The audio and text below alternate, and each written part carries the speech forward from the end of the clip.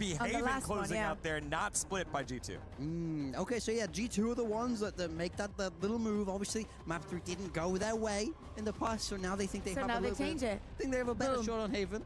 Win.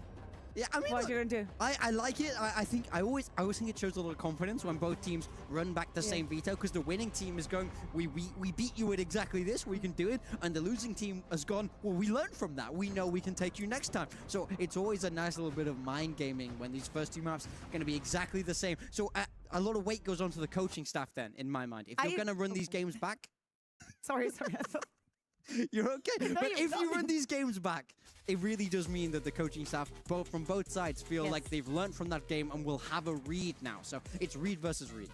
I expect this game to go to a third map, and I think that we all should be on the same boat, not only based on the past matches that we've seen from them, but also from the form that we have seen. But to me, seriously, the most important is that breeze. We were speaking about and laughing it off a little bit on how Nongshim just kept going A, but the massive hold the G2 had on that side of the map was exploitable. So we cannot blame that in the slightest. They have, however, kept playing it and got another rep. They have fixed some of the mistakes. To me, still, the one player to look at is Jogemo and how much he's suffering playing on that KO. BabyB was saying that he was setting him up time after time, giving him his kudos for obviously playing for the team. But at the end of the day, I want to see a Jogemo that is unleashed as well. Yeah, I agree. 9 and 15 was Jog in that first breeze. 8 and 16 was BabyB on the Neon. So again, we'll see if they stick with it as we move towards Agent Select. Yeah, look, it looks like G2 doubling down and they're sticking with this composition again, even though it didn't work against Nongshim before. You know, it's tough when Dambi's the Neon on the other side. BabyB has a lot to live up to in that direct head-to-head. Can they make it work this time? Because I will say, when we saw it from them again later down the bracket, I did like it a lot more, but it's all about what have you learned? Can they stop the A spam that Nongshim will almost definitely try and condition? I also like the Harbor a lot. I think that in this map, there's so much versatility that you can have with it. So many walls on the side of Nongshim. You have the Neon, you have the Phoenix, you have the Harbor, you have the Viper. It is incredibly annoying to deal with that, and that's probably why you want to go A. There's so many ways that you can segment that in some occasions, if Jogemo doesn't hit the first knife because of the nerfs to the initiators, it kind of loses value. I mean, the big thing I want to see from G2 is fight forward in A main. If you give A main, Exros will farm the ult orbs. He will get the ult online. That's the game plan. Everybody knows it, so I don't want to see G2 sit too far back. Normally, you see A being played for retake, but you can't do that against the Phoenix comp. You have to show you can beat them there. Look for that area of the map, especially in the first 6 rounds. Agent Select has been completed, but you could see BabyB pointing something out there with the light, so I think it'll take a little bit of time as they try to set that one up. He actually didn't want to pick Neon. What a misclick. Oh, the light was in my eyes. I picked Neon. I didn't mean to. And also, Jogemo just happened to lock KO as well, and that just happened to be the same composition. We'll get you an update in just a little bit from a competitive standpoint on that as we like to see this one here. I will say for me, one thing that I don't think is touched on enough in this G2 comp is the use of Astra. We've seen a couple other teams try Astra, and I do think it's a really nice fit across the map. I think on that attacker side, it unlocks B a little bit more, which is very, very important. And the theory is there that you should be able to fight a main a lot more aggressively. You can place those stars to kind of limit the attacker's movement. Yeah, but you're speaking about the attack. They first need to get onto that attack in a healthy enough form so they can get some rounds on the board. And as you're saying, for the defense, all of these possibilities are definitely there. But the way that Nongshim were playing it, sometimes through main, sometimes through mid, being so abrasive with the walls and the utility falling onto it, is almost like you cannot blame Valiant. He really tried to create those situations, but Nongshim were on top of all of them. Yeah, very much so. I mean, I think this is a map Nongshim just continually loved because they understand that A side so well. And I will say, I've been very, very impressed with Exros since it's him that took over on that Phoenix. I think it's a role that fits him incredibly well. For those of you who don't know, before he came to Tier 1, he was a duelist guy. He played a lot of Yoru. He actually adapted across to that initiator to fit the team. And now he's even more unleashed. And here we go. Nongshim Red Force, winners of Masters Santiago, G2 Esports, the conquerors of VCT Americas, the pride of VCT Americas, and again, So far throughout the EWC 2026 Valorant tournament, it has been 4 out of 5 playoff spots claimed by EMEA and 3 out of 3 potential so far here for Americas. Will G2 make it a perfect 4 out of 4, or will Nongshim finally rise up for the Pacific, who the rest of the squads did not show up in Global Esports, RRQ, and very surprisingly Paper Rex? There's only one still remaining here. And we will start with that breeze as we hand it on over to our casters for the call. It's Achilleos and Paper Thin. Thank you very much, Degon. Yes, here we go. Ready to get into the action just about. Breeze again between these two squads. A rematch not just from Master Santiago, but from an earlier on here at EWC. It was a 13-5 affair for Nongshim to be able to take this map. And G2, what have they learned from that is the big question. Yeah, I mean, I think there's a lot to learn there. Of course, it's a very tough map to go up against Nongshim on because of the way that they're so quick to get to the punch. Like, Dombi's so good. He's got so much open space to work with, and then they've got, you know, multiple layers with the Harbor and the Viper to kind of cover up some of what they're doing and allow for some of those explosive plays behind the Phoenix and the Neon to really disrupt you. But it will be G2 starting on that defender side. It was very difficult for them to do much. I still look towards this Astra to get more value here for this new G2 comp. Obviously, yes, Baby Bay as well on the Neon. Had a real rough go of it. It's a tough ask to go up against Dombi when you're on the Neon, no matter who you are in the world. So a couple players that we're looking at really find some impact here, see if they could slow Nongshim's roll. Exactly what they're looking to do. Some cheers from the stage. These players already fired up. It's going to be a full share of purchase here for Nongshim, wanting to have some oomph to this, but obviously are going to be working without the util. G2, though, looking decently prepared as they have this double stack ready to strike into mid. Slide across Leaf, playing this very cautiously, carefully, and absolutely annihilates them. 3 kills found, only Exros able to peel 1 back, and now Ivy. All of a sudden, the last one standing. 0 point not to connect with a swing out. He will be overwhelmed and taken down. Jogamo able to find the second kill as G2 find the opening pistol. It's a good read. Just remembering and looking into the past that they don't check that angle. They don't check that quarter. And on top of that, I mean, Leaf, absolutely brilliant in those shots. That is not easy to do, even when you're offered the time. Full. That third one. Clean, clean, clean. Big round win. Got to jumpstart things here for G2. Should be leading into a pretty easy 2-0 start for them. Good amount of firepower here as Baby Bay just looking to take the space outside of A main. Only one bandit invested here for Nongshim. Ivy, who is a real menace on a lot of maps against G2 last time, faltered in their follow-up, but Baby Bay tuck right in side of RB's smoke, and they're kind of ready for it. They're at least going to spam him out of there, but didn't really take too much damage at all, so RB suffers quite a bit more. Down to 46. Space still looking to be taken, though. Dombi sliding out of that, through that wall rather, and Valen will quickly dispatch him. Clinton ready to come through, Gravwell to try to hold Ivy in position. He can't quite make that bandit sing the same way, so does end up getting taken down. Pole position for a flawless retake here. RG2 as Baby Bay will be able to finish the job. It's sort of RB and X-Rolls just with the classic isn't able to find too much value there at that range. The last one will jump out. We'll stop it from being a flawless, but Trent, only one not really bringing a weapon into this outside of the Sheriff, so Diffuse to come in and G2 start things off hot. Yeah, they're looking really well drilled right now. Some good reads on some timings. You can see there's a little bit of practice and preparation, anticipation of how Nongshim's going to want to time those lurks with Ivy. They had the grab well ready for it. So really just very solid understanding prep.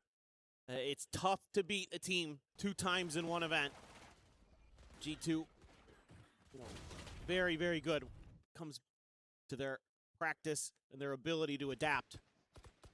Baby Bay 3-0 already. Much better start than we saw the last time out. Yeah, I mean, maybe a little bit of a warm-up for him. Yeah, I mean, you know, if he gets one more kill, he's already halfway to his kill total from the last time they played on this map, so. The Chamber is a little bit different than Neon. A little. So there's some adjustments to be made. Quick little walk, clear down through elbow, and this should give G2 a lot of comfort and a lot of information that this is still going to be an A-side lean from Nongshim, especially as they do hear that drone. So players now starting to get in transit. Ivy trying to watch for that flank. Cuts him off for now.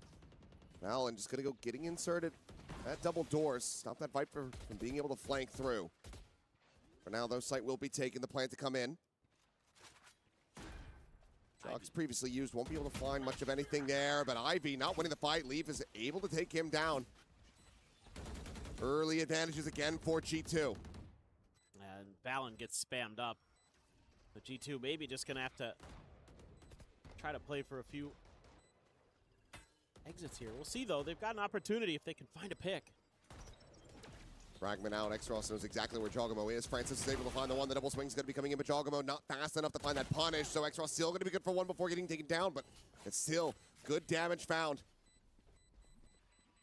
Need to get onto this defuse ASAP if they want to have any chance of winning this one out. But Leaf now knows that it's going to be over, so we'll just get taken down. We'll see if he can find anything additional on the back of this, but he will not. Two players surviving. Still good damage for G2, but Nongshim get on the board. Yeah, so even though you're playing a bit of retake here, you know, one of the things the desk was talking about was how important it's going to be for G2 to not give up those easy A hits or just kind of have plans around it. You're playing for retake very difficult against this Nongshim comp, in particular because of the Phoenix makes it really tricky sometimes when you're getting flashed trying to clear a little bit of extra space towards those pyramids. It's going to be Exros with his ult coming into this fourth round. It's going to be the outlaw there for Baby Bay. It's only two players who are one tap to it, RB and Ivy. So here's Baby Bay hoping to find that lurking player from the side of Nongshim, but actually they leave Francis here as the lurk, and he's kind of got his hands full. He can't really clear too much space. The recon goes pretty deep. He's just going to peel back. So Nongshim, I think, probably pretty aware. They have to try something a little bit different, but so much util here at the door. Lock can be absorbed. Running back through. Ivy, however, going to be taken down. That snake bite from Leaf is able to find him. Kill to come in, ult to expire. Now Leaf just poking forward, finds RB. Down be dead. Exros now needing the rescale forward, but as these walls fall, so too shall he. Is Francis going to be able to find just the one more kill? Is wary about this flank, but can't really do anything about it. Jogamo has the jump, 5-1-1 on this KO, and 3-1 now on the scoreboard. Yeah, really impressive stuff already from G2, showing that they're willing to contest that A main a little bit more and have good ideas on how to hold the B executes. That one there, you know, maybe just relying a little bit too much on the run it back that it can clear a lot of space. There's just so many smokes at the front of the site there. And Ivy just tries to disrespect the util, and maybe it was the decay, maybe it was a spam shot while he was walking through. That snake bite goes down to it, so you're back onto an eco.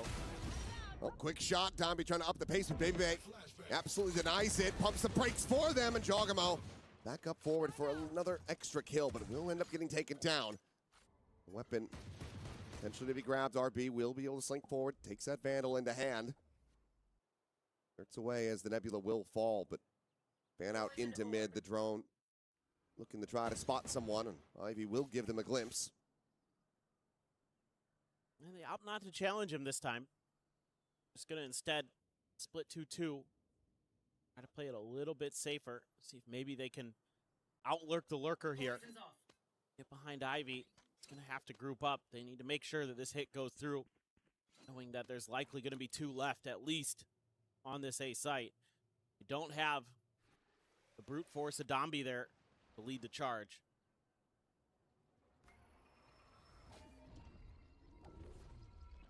It's a grab ball on the timing. It's well read by Valen. Baby Bay about to be under some pressure in this time.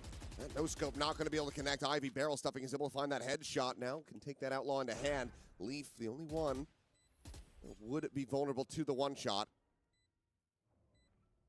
Push forward though, it's going to be Trent taking that contact. Takes him down, no damage to be suffered. 2 players to try to hold the line here for Nongshim. Get around back into their favor, but it's another kill for Leaf with a snake bite. He has the follow-up as well. He is on fire already. As G2 starting things off 4-1. It's ahead of the next buy. Some ults cycled in here for Nongshim. Do we see a timeout called? I think they should.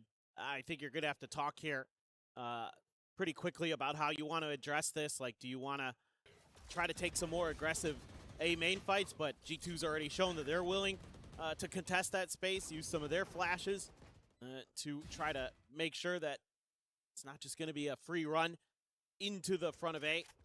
Instead, Silkanon gonna let this run down at least one more round to see if RB dial up the proper response. You do have a couple big ults here on both sides. No command for Jog. RB's ult and Francis' ult available. So see what the plan is behind that, but it's a similar 4-1. The peek out, this is going to be a double face. Ivy gonna have his work cut out for him. So there's a slide out, he's trying to split the difference. He's trying to take down Leaf before maybe they can plant his feet, but to no avail. It's a nice check with the knife too before they make that move. Really smart stuff. I knew that window was going to be clear as well. Again, that space going to be given up on A, taken by Nongshim, but now here comes the retake starting. As Reckoning not quite in the range of that null command, so is able to send out the wall. Gambi, he's going to go chasing forward. Try to catch them off guard here, perhaps. Oh, tucked away. 3 swings. Jogamo will end up falling. The null command now expired, so no res to be had. Francis able to find Leaf. Trent peeling one back down. Elimination, but Nongshim looking like they're finding their footing, and X-Ross starting to warm up a little bit more. Quick little transfer over to the side. Cleans up Fallon as they will find their second round win. And this is one of these rounds where you can see just how oppressive it is to try to play retake against this comp. Yes, you have the comfort of having the Harbor ult to give you a little bit of extra space to get Dombi next to Orange, but and that pays a lot of value there. Nice little start, though, to isolate Ivy, take him out of the round, give yourself that 5v4 advantage. Still, though, Nongshim very fearsome, and they're still going to be carrying over a bunch of ults. X-Ross into a second, run it back. Francis still holding on to the Hunters. Fury, Dombi into an overdrive.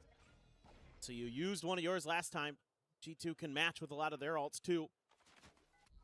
Pit available for Leaf. Scanning ahead. See if he's not in a position to drop it early, so happy to maybe think about it as a retake option. Still, G2 Poison's off. giving up that front A space again. And Nongshim will just take this all day. I mean, they're so good at these A takes that they don't care if you know what they're doing. They'll just keep doing it. And very few have been able to really stop it consistently. But they see one there, and it's taking their time. They really aren't too sure. They're looking for some of those aggressive push-outs. Seen them a couple rounds now from G2, so being very cautious, being sure that Ivy's not in a position where he's going to get just dusted on his own. Start already. Just beat the grab well, but no, will be tabled for now. As X-Ross sprinting around the back of side alongside Dombi, just scouting as much as he possibly can, but nothing to be seen. Nongshim know that they're, oh my god! He is safe enough to find the plant, but what in the hell is that? The look on Fallon's face. I mean, yeah, he just got away with murder. Unbelievable. Hunter's Fury sent the blind there, but X-Ross to cover, keeps him protected for now as Jogamo strafing across that molly. Cleans up too. Francis now. That Hunter's Fury, a lot of weight going to be put on his shoulders with this one. Snake Bite sent previously. The fuse going to be interrupted. Jogamo down to 8. The bursts coming through. The hold to begin. Spray over to the one, and Ivy will connect on to all 3. 4K formula round. Ivy was an absolute monster for Nongshim the last outing. Very quiet beginning, but that is a massive way to get right back into this game. Yeah, I mean, you could really see the thought process from Nongshim in this round. It's make sure that nobody's going to be able to get those lurks really established. Why? So you have that Hunter's Fury, a safe position for it to cover that post plant. So, you know, Nongshim, a team that's well known for their, you know, pseudo W key style, right? They're gonna come at you with Dombi, but they know how to slow it down. They know how to take a pause, and they know why and when to do it. RB's been around for a damn long time, so you best believe he's wise to some of the games. Dombi this time slow creep up, but another flash at the ready. Oh, there's going to be the exchange. Here's Dombi, hits the transfer. The cleanup too. Chocobo will be able to find a shutdown with that stinger. The weapon maybe a bit out of grasp. Wants to maybe try to recover that, but instead will end up falling to the wayside as Trent similarly going to be caught in mid. Ivy starting to get these lurks going as he scales forward and will be able to intercept Leaf as well. Back-to-back rounds here for Nongshim as they tie it up 4-4. And this is what makes Dombi so scary. Yes, weaker buy for G2, I get it, but also he can just disrespect your util. They know he's coming and they still can't stop it. So maybe rifles there, it's a different story. But yeah, look at this. I mean, just ridiculous. Just sliding on in. No fear. Tough one. Yeah. I know G2 has to feel like they might have had a moment where if they could have killed Dombi there, maybe it could be a different round. Maybe you can get that Thrifty to go, but not meant to be. This go. Valen has a Cosmic Divide. Jogamo getting close to another null command. With the op online as well for Baby Bay, but for the moment, I mean, it's being avoided. Nongshim have just forgotten that the B side exists. Yes. Try to go for it the one time, and it didn't work. They say, okay, well, let's just keep hitting A over and over again. If they change this to just a one-site map, Nongshim would be perfectly fine with it. Like, they would just be like, yeah, that makes a lot of sense. We agree. B-site, why? Who needs that? Although they might be rotating back this time because I think they figured out there's quite a heavy stack here again. And even though they've been able to best the three-man stack at A at times, they're trying to make them think they went the other way. But G2 knows better. I'm a little bit worried about Baby Bay. Look where Ivy's gotten to. And they have no idea. They have no info on that. And I don't think there's any way that this drone sees him. Unless he goes like this. Yeah. Oh. They're dead to rights. Swing that corner, immediately going to fall. And now Nongshim are pushing into the stack. Dombi going to be headshot on that push, and Jogamo right up in between the pyramids. Finds it. Push through, and it's going to be Jog coming away with 3. And shuts them all down on entry, and Nongshim not able to gain the lead for themselves. Yeah, I really like G2's approach so far here on Breeze. And why? Because it plays a bit like how they used to play Breeze with the Harbor comp in that they throw all this util at the chokes, right? There's the flash, there's the shock dart, there's probably an Astra util in there sometimes as well. And then they're aggressively hitting you with a counterpunch while you're trying to make your execute. This is something I really liked that Valen used to do a lot with the Harbor. Now they've kind of got some new ideas as well baked into this to really shut down Nongshim. So finally, gonna have to make Nongshim consider other parts of the map. No, it's all a ruse. It's all to try to make them think that they're going to be, make them think that they've rediscovered surely this section time of the map. Knife only catches on Francis, but now you're seeing 2 guns. So now as G2, you should be like, okay, they're coming this way again, surely. Right?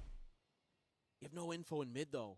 I mean, you have no idea. You know, they've given up the space. That's why Trent's getting back over to Ness. Would suspect that he's going to be maybe trying to drone out of that position, but the strike is going to be coming in a hell of a lot faster than they can afford.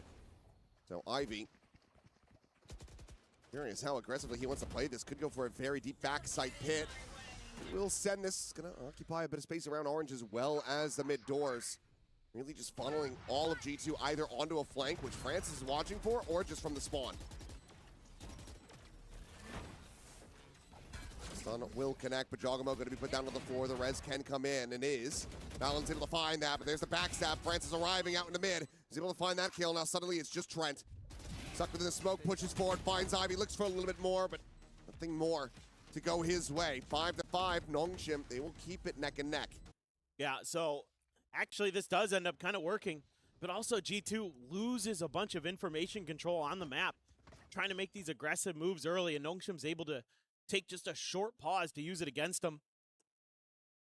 Some really good back and forth in the shot calling right now. Really impressed with some of the adjustments being made. RB again finding another little micro change in some of their macro. Get the round win, but Valen's been good about counter adjusting. Putting in a lot of good prep for today. Baby going to be on op duty in mid again, this time up from window. Just when the spike started inching further up cannons. It'll drift back into the spawn. Don't worry. Surely this time they'll buy it. Ivy has to be wary. It's a tough spot to be in for Baby Bay, though. Oh. Lucky for Ivy. Can go for a full speed swing, but Baby Bay immediately is pivoting over. That 0 point should have spotted out quite a bit, and Balance done it again. This time will be counter spam. Fragment will fly to stop the flood. That smokes down on either side, but also the reckoning out of the equation for Nongshim. I have to suspect that was going to be a big part of the plan to try to take this site. Yeah, so Nongshim's going to try to send an extra player over with Ivy this time. Create the extra angle. May work a treat.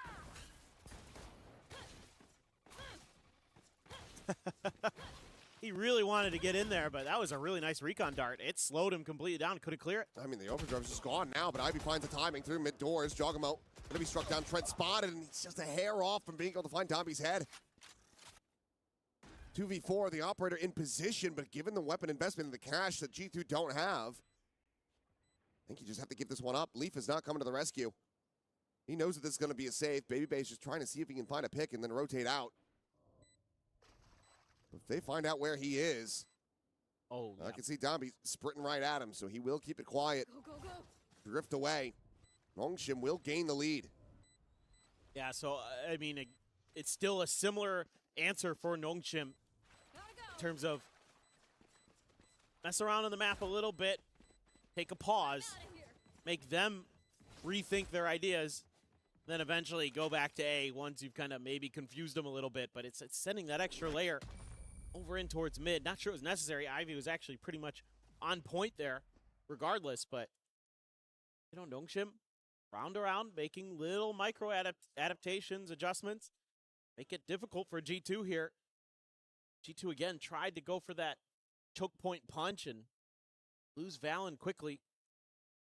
And they just don't have enough of a response. Again, able to slow down the overdrive, sure. There's so much more behind that Nongshim explosive entry power. It's really tough unless you are able to gum it up at the chokes like we've seen a couple times. This time around, maybe with that harbor smoke at the front of B. See if that causes any alarm bells. No, G2 holding the line. There's the reckoning. Leaf going to be blinded up, but still is able to find Tomby. Exos for the turn to the side. Gets that kill. Blazewell now going to be situated. Molly into the Nebula just to try to make sure that everything is cleared out. Will just be drones exchanged. Spike can be brought forward to be planted, but they're still taking their time with this one. Nongshim. These walls are only going to last so long. B still just checking on that backside corner. Goes for it now. Ooh, Francis to try to scale forward. X-Ross taken down. Baby Bay able to find the kill, but a quick peek and a quick kill. Francis finds the headshot, gets some more damage. Baby Bay down to a sliver. 5 health remaining on that Neon now. But Jogamo out from tunnel is able to find Francis. He's put himself on an island. Out of util now. Nongshim are just going to have to win this with the rifles. Jogamo spotting the one. RB trying to collect that elimination. Can't quite do it.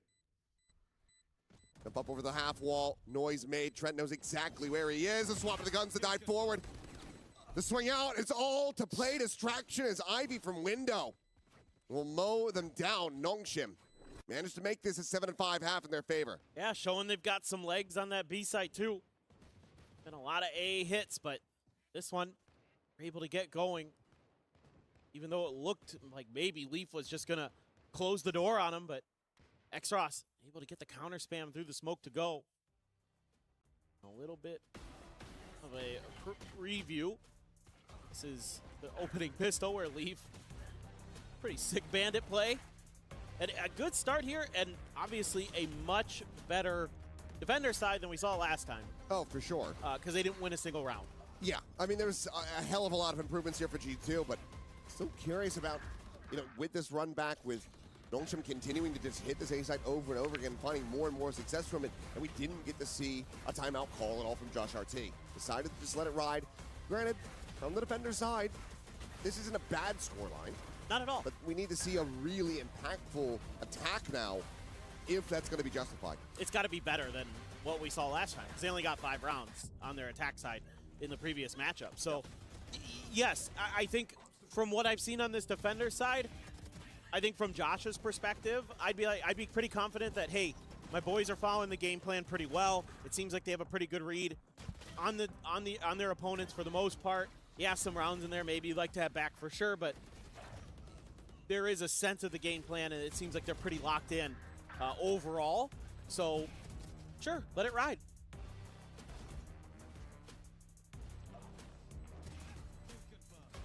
We'll see.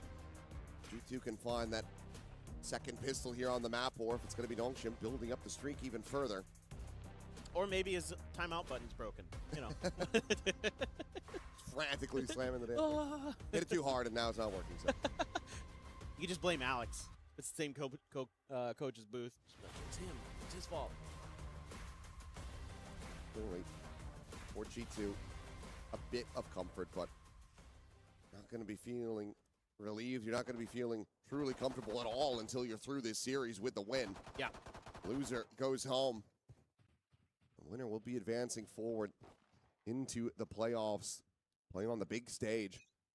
I mean, if you can get this map to go, you got to be feeling real good about that sunset. Oh, yeah. Do not like the way that Nongshim played it. Do not like their agent comp on it. But we'll see. Maybe they made changes. I hope. My hope of hopes. See a little bit more consistency. Francis, clear the drone, and under a ton of pressure just says, nope, not even worth it. I got tagged by a dart. They're throwing stuff out. I'm out. It's a gamble stack for Nongshim that is not going to find success. I mean, should have known G2 was just going to look at the playbook from Nongshim and say, yeah, hitting A seems pretty good. Here at shop, there's X-Ross going to be overwhelmed outside of bridge. Fallon cleans up downbeat, now 3 players versus 4. Oh my God. Francis looking for a timing, but Trent, he's not ready for him to also swing up towards bridge. And now they're completely surrounded. Fighting on multiple fronts, but Fallon has a backstab opportunity. Ivy will fall on RB, now has to do it all. G2 looking well slated here to get themselves right back into this to tie things up.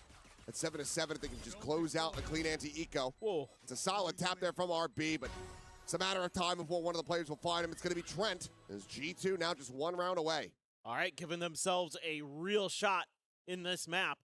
Love the aggressive post plant play from them. A very different look to G2 here today, and a lot of different ideas. They're being much more proactive on the map, and that's really catching Nongshim off guard at times. You know, 2 players coming up towards bridge there, absolutely unexpected. You wouldn't think, you know, maybe they'll send 1.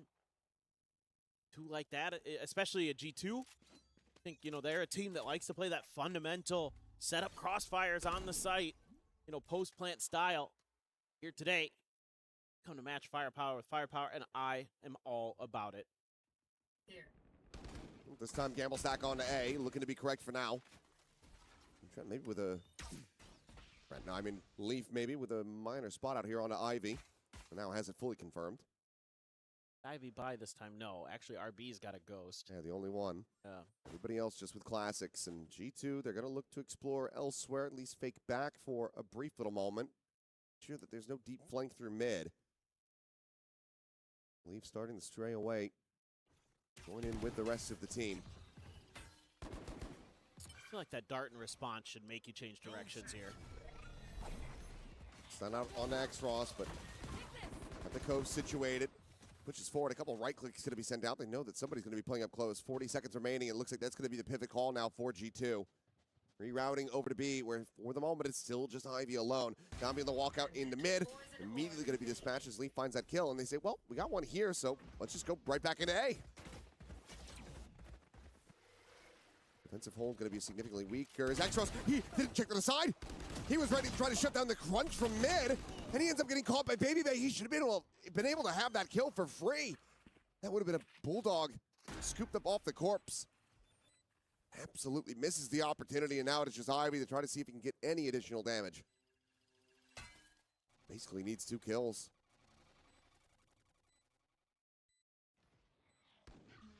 That just feels very unlikely. No, it's pretty difficult. Gonna try to tuck in and die to the spike. Nice little mid-round here from G2. Kind of almost walked into the trap, but Nongshim pulled the trigger on it just a little bit too soon. I think they actually could have had G2 dead to rights if they wait for just a little bit longer, or at least done a lot of damage to them. And instead, they were just a little bit too trigger happy. That gave G2 enough time there for that mid-round to move in towards double doors. But as Valen, I'm probably going, ooh, I almost sent the boys into the grinder. So let's try something a little bit different, maybe.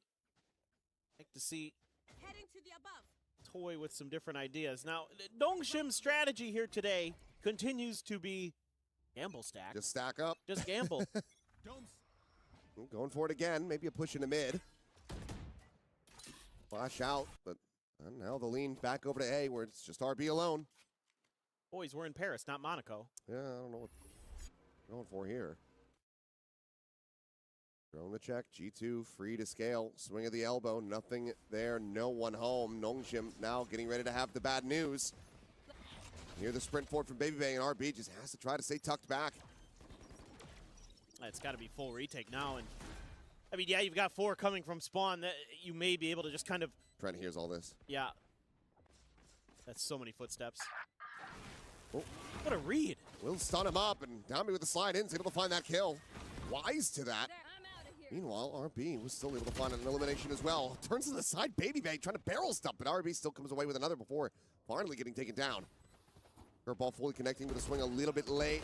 Jogamo covering fire, keeping his IGL protected, at least for the moment, as Jogamo gets this into a 1v1. Ivy sprinting, tapping, the swing coming in, and Jogamo does it again! The 4K to take them back into the lead and convert the bonus. G2 looking significantly improved on Breeze. Oh, and a huge glow up on the KO for Jog. His flashes have been really, really good, but the gunplay has been even better today for him. He looks so comfy on the KO. I mean, at its peak, it's a 2v5. It's just Valen and Jaw. Yeah. Yeah. Bails I thought the round was done. 17, 9, and 5. Looking untouchable right now on this KO. And G2, they want to try to up the pace. Not going to go for the more precautionary play against the Thrifty. That could have cost them everything, but Trent barely able to stabilize and take down Dambi. RB had been tagged up, but that's going to be a couple weapons now recoverable. At least the one passed over. Trying to assess where they want this to go. They will leave it in the hands of Extros after all. Kind of a weird post plant for G2 because they have to go fanning out, looking into spawn to see if anybody's out there before they could turn their attention back towards the site. Turns out that's where all of Nongshim is. The Reckoning's going to be committed to this. It's not going to connect on anyone here. Valen's position now known off the drone. Cosmic Divide going to be called in, and Ivy dead moments before that wall gets lifted up. Oh, Leaf. Leaf on this backstab could be monstrous. Jump through. Valen just dancing around this. He's able to find Francis in there. Leaf now can strike. X-Ross hearing the footsteps, but know that this is going to be over. Takes down Jogamo, but nothing more to be found. Looked like it was going to be the Thrifty confirmed, but G2 still stabilized. One player surviving. They're still now up 9-7. This is a very different G2 in a lot of ways. They're being so aggressive post-plant, willing to take some risks, willing to make fast counter moves. Now this time Nongshim on this eco does something that you see all the time. Turns up the tempo, tries to go for the big swarm. Nongshim actually going to take a timeout. Finally, someone does. It's getting a little too out of hand. You're coming into a big buy as well. You're potentially going to have that operator for Dambi. So some things that certainly Silkenon wants to talk about, and I imagine this is probably something like, yo, let's go back to the game plan here, guys, with how we usually play our defender side. Let's, keep maybe Dambi mid, have him take some control, split it up 2-2. Viper front of B. Everybody else over towards A, and maybe somewhere a floating player out there like Francis. One of the things that they've started leaning into more with Dombey in particular is using that operator, but they've not gone for it yet, and they also haven't had very many opportunities to try to get one online. No. I think it still isn't fully comfortable for them and for him. I mean, as good as he was with it the other day, it's still not something he's... Well, I mentioned it. They have it now. Yeah. I figured it'd be coming here in this round. But I think it's hard on the attacker side, too. Like, you want Dombey to just be getting in their faces. Oh, on that side, sure. Yeah. But here, this is the first time they've had money for it. Let's see if he's going to be able to find value, because for now, G2 completely avoiding it. They are going to go into the heavier stack side of this map. Like some of this from G2, they've thrown up a bunch of smokes in mid to try to deny info over to Nongshim, but Nongshim went 3-2 from the get-go. Oh, well. Hell of a shot from Francis to start things off. Shuts down Baby Bay right as the null command comes through. To clear a neutral win as Francis going to be further spotted out. Fragment over to backside. Another going to be layered in. For those flashes at back pillar, Ivy going to hold his own, but Xross getting the spot out. Relays that over immediately. And Dombey will be able to find value. Catches Leaf on that deep lurk. G2 for now. Looking to be held at bay, especially as RB does that. Cleans him up. It's just Xross killed through the ult. Still on board for a flawless, which would be a huge way to jumpstart their economy. Get them back into this game. And yep, RB will be able to find the third and final. So flawless round confirmed. Nongshim, once again, just one round behind G2. Yeah, the op really doesn't mean much of this round. It's more that Nongshim just sticks to their early round read, the 3-2 setup, and a really nice opening shot from Francis to take down Baby Bay. That's so much of that entry power denied. You need that Neon on these executes. And to have him just be instantly headshot, that slows you down so much, because you know that snakebite and some of the other util is going to be following. And it's just going to be so much harder for you to make entry. You're only running the single duelist. As G2, Nongshim runs double. They have like an extra layer if they lose one of those two. As you as G2 don't really have the same comfort. We're going to try again, though, a little bit faster this time. Two players on the side of the side to drop them from Baby Bay. Going to be spotted here as Francis will fall. Leaf able to find that opening kill. G2 trying to make this happen, but RB swoops around from behind, is able to find one. Oh. Xross Dad leaves RB all alone now. A 1v3. 6 bullets remaining. Now down to 5. G2 trying to find the timing on that catch. He managed to make it happen. Gets the reload and swing out. Valen has the headshot. G2 get a thrifty, staving off Nongshim once again as they reach double digits. This is all Valen for me, and it's the play call at the beginning of the round. We're just going to turn up the tempo. They're not going to be ready for the fast B hit. It's the last thing they're going to expect based on all the conditioning we've shown so far. It's like we're either going A or we're doing a delayed hit B. This time, they just turn on the jets. Well, sort of. They go in there quick, I should say. Get some space, have a good flash to clear the back of that space. RB almost plays spoiler. Oh boy, this is a glass cannon. Damage about to peek in the mid. Well, all of G2 are there, and he cannot find the shot. Jogomo taking him down. Baby Bay, however, not going to be clearing the corner. Suspecting that op is going to be playing alone. Curveball out, but Jogomo just dances back up behind the door. Is able to dodge that out. Francis will have it on the trade with that Hunter's Fury. Meanwhile, Ivy out of the cannons. Valen going to be taken down, and so far the crunch looks decent, but then they overstep. RB's pushing past his own wall. A tough read now for G2. Cleared so many players here. Like, is this actually free? It is not. Francis needs to win that one. He's going to win them both. Leaf and Trent will get taken down. The op can be recovered, and Nongshim will spare their blushes a bit. It still ended up being a bit of a nail-biter for them, but they scrape by with the round win. One away from tying it up. Yeah, I mean, I think doubling down on the fast pace makes a lot of sense because you take down that operator so quick, but then Baby Bay doesn't fully clear the corner.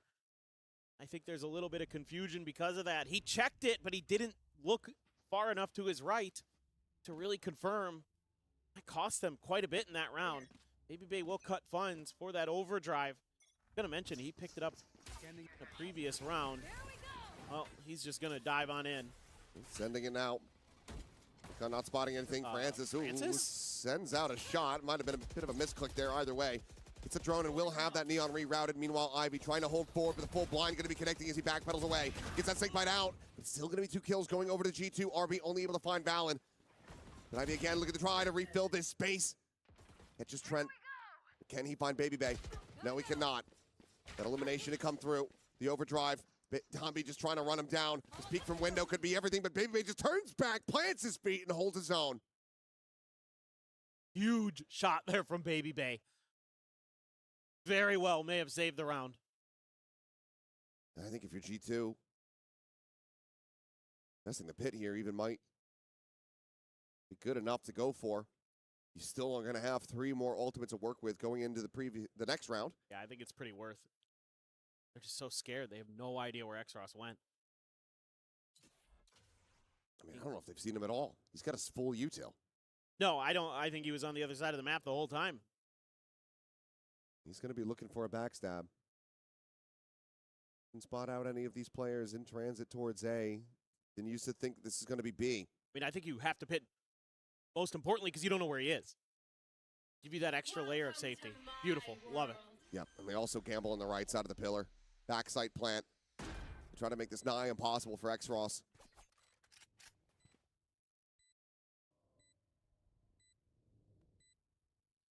Really now he has a bit of a quandary. You just save the op. You try to play it out. He's going to try to play this. Try peek at the corner. Finds the first. Gets the fadeaway shot! What is that? What a monster! What a hero for Nongshim!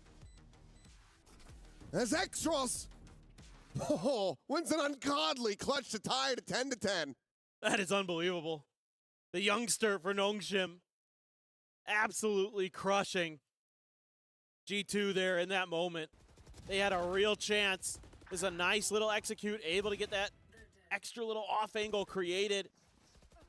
You know, Baby Bay swinging in from mid opens up a lot of space. It's going to drag a gun. I mean, just disgusting. Just disgusting. I don't know how I feel about leaving the pit there, but I mean, he did hit a crazy good shot. You have to kind of tip your cap on that one. Now that is just unbelievable. So into the immediate timeout call. A round like that, it could be just soul crushing if you're G2.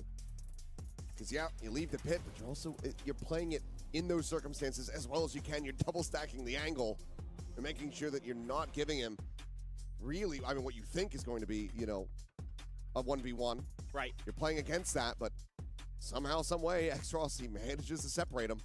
Yeah, I mean, they just hit that timing where they're close enough to the corner that he can isolate that fight. And so it's just, yeah, it's tough. That's, you know, when you take a risk like that, you think you're going to catch your opponent off guard, but maybe just took a little bit too long. I think they maybe expected Xros to be to the site a little bit faster, in fact, and that they maybe could catch him, like, as that pit is dropping, him trying to scramble to figure things out. Goes that no command for Jogamo. He's in mid. He's just kind of standing there. Menacingly. Yeah. Real scary. I'm scared. Cosmic Divide now to be called in. Tomby just has to backpedal, give up the space, give up the sight. 5v5 retake attempt, and Trent should be able to get into a disconnected position to utilize his Hunter's Fury. Yeah, this should be a tough pit is Ivy. Tough round here for Nongshim. Leaf just on the other side of this, ready to try to find the jump here. Ivy, however, still pushing forward. Oh boy. And Leaf not spotting him at all. This is now a huge backstab opportunity for Ivy. I'm just going to be quickly cleared out. It's under the side, Baby Bay rerouting. Ivy still circling closer and closer to these players over at main. Valen, however, still going to be able to find one. Francis going to be taken down. Leaf watching for this flank. Meanwhile, the rest of the team still profiting on the front lines. Ivy can find the one, but now he's all alone. Nothing more to do. Rotates out to try to hold on to this gun. Jogamo will fall to his hand, but G2 win the round, regain the lead. Well, this is exactly one of the rounds that you love to see from G2. I talked about it earlier, just that traditional on-site crossfire setup post-plant. Yes, they're watching for the late lurk and things like that, so they're hanging some players out in their spawn a little bit longer to linger. But that is so well executed, and Jog continues to thrive. 25 and 15 on the KO. Huge glow up for him today. The difference maker right now here for G2 for sure. And you've put Nongshim on another week bye. It's going to be one rifle in Ivy's hands. He tips it over. Or two, since Xros has a Guardian. They're going to go for a three-man slow creep out of A main, two towards mid. G2 curious about where exactly Nongshim's going to try to cheat on the map a little bit to take space, and they don't see it over at elbow, but a quick pivot. Sure. Yeah, I was going to say, I don't think that drone saw Ivy. Still deadly. Still a lot of work to do. Recon to backside, and Jogamo is silently crept forward. They have no idea that he's made it this deep, and now they find out in the worst way possible. Quick little shot, but Ivy quick to trade it back. Finds that kill, still operating alone, though, and it's going to be Trent. Front of sight, take him down. I don't think he got the confirmation on Leaf as well in mid. Going to be down to Xros, who's about to swing this corner with the peek in towards elbow. Just trying to be so cognizant of too many angles. Leaf will strike, swing around the back. Domby able to find that kill, gets it back into a 2v2, but they're just so outgunned. Relay bolt chucked in, push into the fast lane, making sure that he is not scaling forward. All this to try to play in RB, but Trent watching, has him covered, and Trent will get them over the line. A 3K for the Sova, 12-10. G2 just need one more to take down Nongshim on Nongshim's map pick. The thing I love about G2 is that they always give you a different look, round over round. It's so rare that you're going to see them kind of do the same thing twice and a half, unless, you know, they've conditioned their opponent that they can double down on that. This one, a quick check up elbow, and then a push in towards the front of B. Almost, though, Ivy goes crazy. He got unspotted by the Sova utility initially, but that allowed Jogamo to sneak in the back. Ivy this time says, okay, I'm kind of sick of you guys doing this on my site. This is a Viper's Pit for you. Do what you want, but for now, G2's looking, again, for more aggression from Nongshim, looking for that scaling. Want to be better safe than sorry here in this round.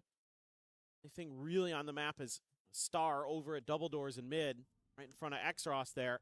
That doesn't tell you much. They're pretty much going to perma put that smoke down. I think the poison cloud is in mid too there, potentially. Scanning ahead. Trent throws the dart. You're not going to get any contact off of that. So Leaf can at least hold the line here. Now you can start to establish your presence a little bit as G2. Take a little bit of map control, start to work things out. Oh. What a pick for Danby, though. Yeah, long range with that Phantom. Took a couple bursts, but eventually he's able to find that. Both now situated RB. In front of the Viper wall, trying to see if he can spot out anything at the same time. This drone forward into the pit. Just trying to sell a bit of a fake. RB trying to find that timing, but he just cannot find the shot. Jogamo again, the 1-2 deliver. Noise is being heard, and Ivy's going to be outdone. Trent never rotated. Stayed stagnant at Dami now. Taken out of the equation. Xros and Francis having to do it all in a 2v4. Now, the 1v4. Xros. His work cut out for him. He finds the first. Util is still. An ult command will expire. But on the swing, Valen takes the fight and takes his life. 13-10. A massive rebound. G2. They did their homework. They were prepared for Nongshim to go back to Breeze. And it's really on that defender side where they made some really nice adjustments to get some rounds, to get some big rounds. Getting up to 5, they win both pistols, that's huge too. But it's all in the preparation. I mean, you could see it right from that first pistol round where they tucked the player into a position where Nongshim had no idea they were going to be there, and it devastated them. A 13-5 on the first outing. Now we get ready to go to Sunset. G2's pick, where they were able to take down Nongshim in a 13-7 fashion. Nongshim, their backs are up against the wall. They need to fight back, otherwise their run at EWC will come to an end. But for now, let's send it back over to Degon and the desk. 13-5, as Achilleos said, was the last time that these two squads did battle in Breeze. But this time, G2 come prepared, and they stick it out. It was a very, very close series of back and forth, but ultimately goes the way of G2, and they are up 1-0 and one match away of making it an all-Western affair in the playoffs of EWC 2026. Welcome back, Kukuka. And big time on that last one, and big time, you just winced there at the very end as RB on the harbor, holding down the site, just gets a little too curious, a little too greedy to get information, gets picked, then the site's wide open, no harbor for retake.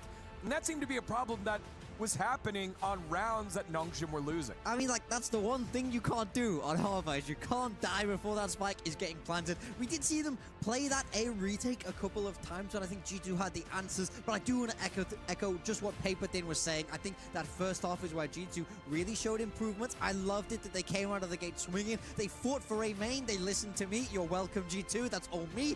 They fought in A main. They used that Astra stuff well to be able to condition Nongshim. Nongshim managed to recover that pretty decently as well overall, but ultimately it's just not good enough here for the Nongshim squad. They let it slip far too much in my mind. Well, thank you for what you did for your region. Yep. To me, it was... sending them home. Yeah. Just send them home. Send them home. But I love to see also that Jogamo was unleashed the way that he was. Yeah.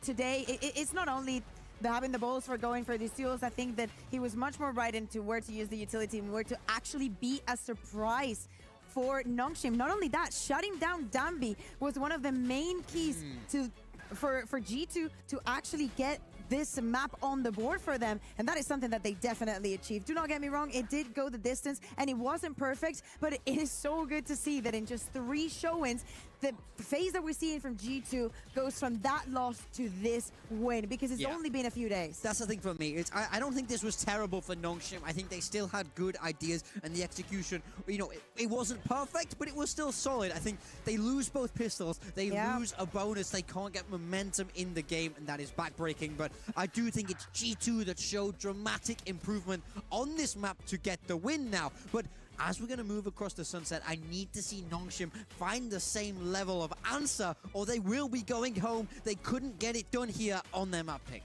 I think that they also learned what positions to play and how to take advantage of them, how to surprise them. Leaf and Valen on the defense, amazing the way that they were playing, the way the Valen was trying to read them time and time again.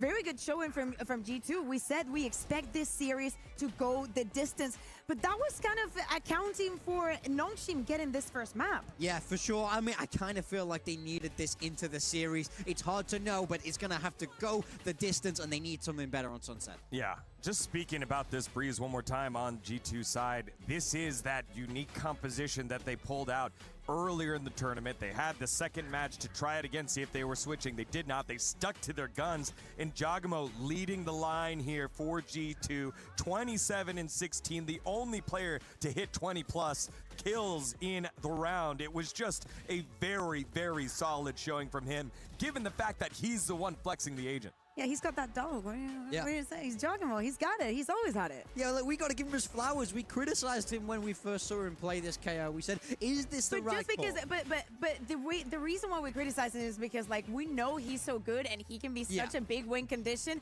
that you will want to do anything for him to be comfortable. Yeah, for sure. But I mean, I think he proved those doubts wrong. He proved that he is able to hit that same level of performance on that KO. We heard from Baby Bay in the interview, and they said the reason we went for this is because he's so good on that Phoenix. So I think a lot of it was about letting him be a little bit more aggressive. They don't want him to be this incredibly supportive KO, and I feel like when he puts himself first into those positions to take the fights, he can definitely win them, as we saw this game.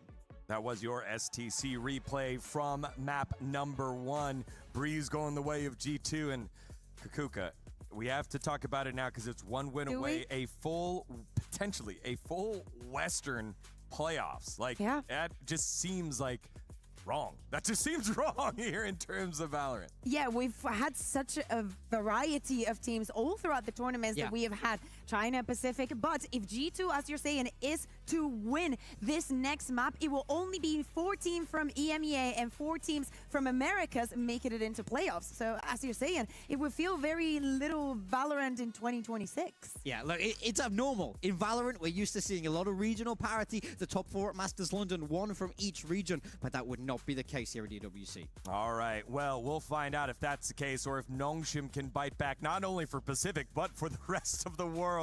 Don't go anywhere. You're watching EWC 2026 Valorant.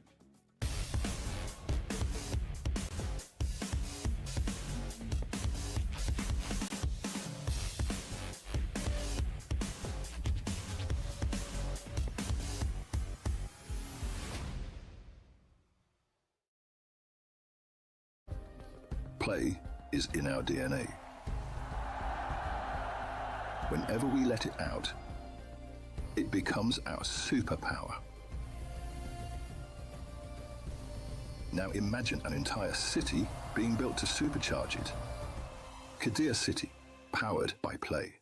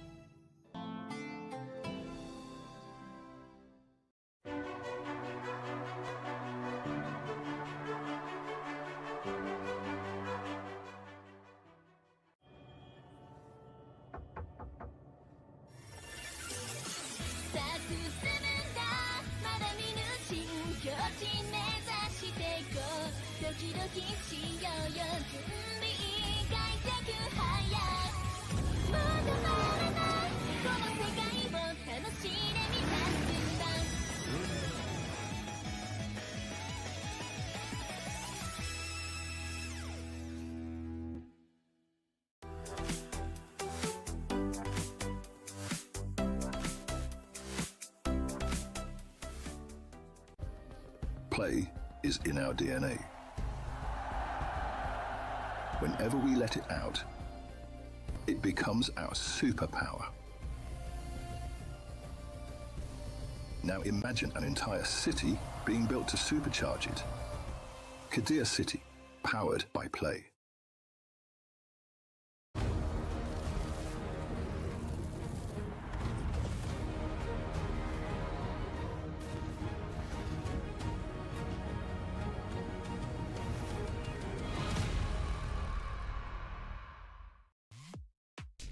Back to Sunset we go in this rematch of day number 1, but G2 are up 1-0 over Nongshim. The last time these two teams played, it was a 13-7 victory here for G2 to extend it to map number 3. If they do it now, they punch their ticket to playoffs here at EWC 2026. Kukuka and Big Time here for you to break things down as we move on over to that Sunset. Yeah, and in that Sunset, there is something to be very excited about, and it's the composition that G2 played the other day, having the Neon, the Sage, and the Chamber. Yeah. We were theory crafting about what we wanted to see, and funny enough, we got everything that we wanted. Incredibly abrasive from the defense, those two extremities with so much pressure, and a Juggernaut that is free to roam around the map. I think G2 excelled on this map. Like I say, I agree. I loved their composition, and I loved how they played it. They're a very smart team. They've always been good at yeah. Sunset. So I love that they were ready to pick it coming into this tournament. But on the flip side for Nongshim,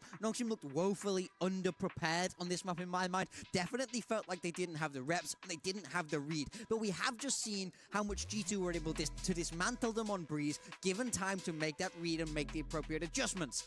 I need to see that come in from Nongshim. I need to see good, smart coaching. I need to see clear game plans to be able to deal with Juggernaut and shut it down. And to be honest, I wouldn't be against a comp swap. We also saw Nongshim run the Sage. I love the Sage, don't get me wrong, but it didn't suit the team. It was X-Ross playing it. I think he had 8 kills across the game and very, very little impact with that utility. It was also the Cypher as well. Sage, Cypher, those were two different ones there. I think Sage was being ran by G2. Cypher was the one that was different. I'm very interested to see what it's like. Just too good. Baby Base just too good. That's exactly what's going to happen. To me, Morgan, you have to sell this to me. If there is any hope for Nongshim, how do they turn this around? Because now that we've actually put it into words and we've put it as in for EMEA, for Americas, Maybe I don't want G2 to win because that sounds kind of boring. Like, I agree. What is people going to say? That is not good news, especially, and jokes aside, especially coming into next year and how things are going to work. Yeah. EMEA and America's and top, and that's it. Come on, guys. We don't want that. Yeah, look, I mean, I for sure don't want that. I know that this Nongshim team is capable of so much more. This is the team that lifted a trophy. They went to Santiago. They went flawless. No, but you need to sell it to me now. I know what they're capable of. I'm building into it. Yeah, I'm building into it. Yeah, but what I've they're heard this capable story. of is Danby going crazy on the Neon. Sunset is a fantastic Neon map. I want to see him bring it out. If they do bring out that Sage, I want Exros to be very, very aggressive. He has the capability to do it. When I felt him play it before, he was too far back. He wasn't getting in the mixer enough, but that's where he's at his best. On the Phoenix, for example, he was great in the last map. He was the bright star for Nongshim. You say that you want Extras to be extra aggressive. Do you feel like sometimes Danby is a little bit lonely on the tip of the spear? He can be for sure. But I mean, I don't mind it if they swap away from it. If they want to go solo duelist, this is the team that can do that as well. When Nongshim were in the come-up, cast your mind back to 2024, it was a lot of breach, it was a lot of supporting utility, and Danby getting it done himself. So Danby, please, if you can hear me, come on, man. Keep the region alive. I need you. I just still can't believe that you just heel turned after giving him so much stick for being a bad friend and not supporting our former caster teammate here in Baby Bay. You had the jersey out earlier, and now you're just playing both sides. I am so full of it. Everybody that knows me knows that I support no team. Like, I support everyone. I support whomever wins. I like the underdog stories, and I just support good Valorant. I have no horse in this race. I want the better team to win. Wait, did you just say what you said?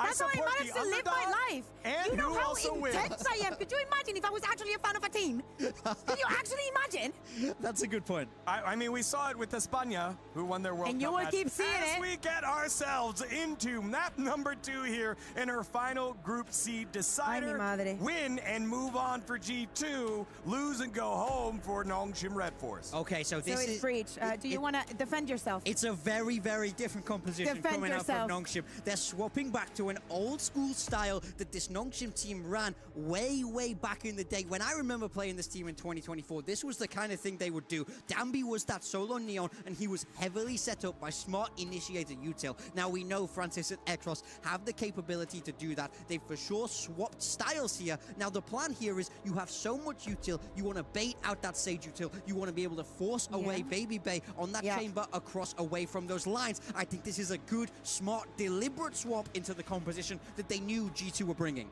The good thing is that they have the experience. They know what G2 is going to be bringing. They know where the mistakes were and where the parts of the maps that they couldn't get into. We just spoke about the defense and how we expect G2 to play around it. Also, Valorant taking so many risky positions as well. There were so many moments where any gap was filled by G2, and even making them even more aggressive from the defense. I wonder if Francis being on the breach is going to be enough. There is a lot of stunts, as you're saying. There is a lot of utility to force Chamber out of those angles, to not give Jogimo that much freedom. But I will say, Trent did play super, and I mean super well on this map with Sky. He did. He's very, very good at it, no doubt there. But I do think they have their work cut out. I'm feeling hopeful. I'm feeling the copium for Nongshim. It's growing. I'm believing.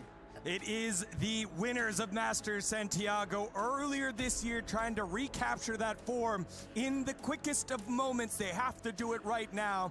And G2 have fought off the phantoms of failure on the international stage by defeating XLG earlier and trying to do it one more time here against Nongshim Red Force. It's map number 2 and match point for G2. Let's see what Nongshim have something to say about it as we send it on over to Kilios and Paper Thin. It can all come down to this. Sunset has to be where Nongshim grab this series by the horns and take it into their own hands. They have to find this win, something that they failed to do versus G2 in the last outing. A change of the composition, back to very old flavors. Yeah. Is that going to be enough? Great question. You know, you kind of hope here as Nongshim that the map doesn't live up to its name for you at EWC, that this isn't going to be where you say goodbye.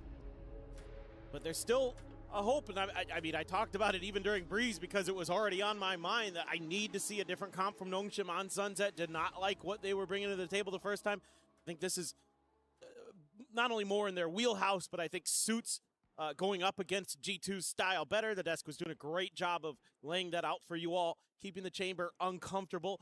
I think as well, having a little bit of extra oomph to kind of fight Trent Sky. There wasn't much that Nongshim had in the bag with their previous comp that could keep the Sky off balance, that could, you know, kind of have a counter punch against the Sky Flashes when they're coming your way. Now you've got that breach to allow for that fault line. You've got the fade that you could throw some prowlers out, throw a haunt out to slow down G2 behind that Sky util. So a lot to keep in mind. Pretty aggressive here off the rip. Dombi, though, let's take a little bit of a pause, and they're going to be diligent about clearing some of these corners. Smoke from Valorant. G2 does give them a little bit of space, allowing Baby Bay to push forward, but I think he heard or spotted Ivy, one of the two, as he's on the hunt. Quick slide forward into the A site. Widely empty here from G2. Paranoia going to be sent through. Interrupting that plant for now. Baby Bay trying to note and get that kill on Ivy on that flank. Will take him down to 9 HP, but cannot finish the job. Ivy moves over to safety. Ivy now can slowly start to rescale. Get this space back, but how much impact is going to be able to have is the question. Has that ghost for the team? For now, it's a hell of a lot of poke and prod, looking for some kills, but Downby will be the first one to fall. Francis shortly thereafter, but RB rushing forward, classic in hand, is able to find two. Ivy now swinging around the back as it's just Baby Bay remaining. Two bullets in the headhunter, and he cannot get the classic out fast enough. A 4K for RB will get the pistol win for Nongshim. Yeah, RB just sending it in there. Just going for the right clicks. As well, if there's going to be a lot of smokes on site, I'm going to just see if I can use that to my advantage. That is exactly what happened. It was very, very nice from him. Some good ideas from G2 here, but the fact that Baby Bay not able to get that kill onto Ivy leaves him at 9 HP, means that he has to wrap all the way back in through Link instead of trying to come through their spawn or something like that to keep Nongshim guessing a little bit more. Goes for the early shot, does not connect. Flash there, make it a little bit more difficult for him, and away we go. Nongshim should have somewhat easy access to the site, but actually something's got them thinking otherwise. Clear that trip. Ivy now to scale forward. Will miss his timing on Leaf. Just now slotted into market. Always going to be heard all around as Valen will get taken down. Trent trying to send out that Sky Flash, and it's just all to play Leap in. Gets that backstab. The Marshal now going to be recovered. Taken into hand, but Spike is planted. Pot shots flying through. Nongshim need this one to be clean. They could not do in that previous map.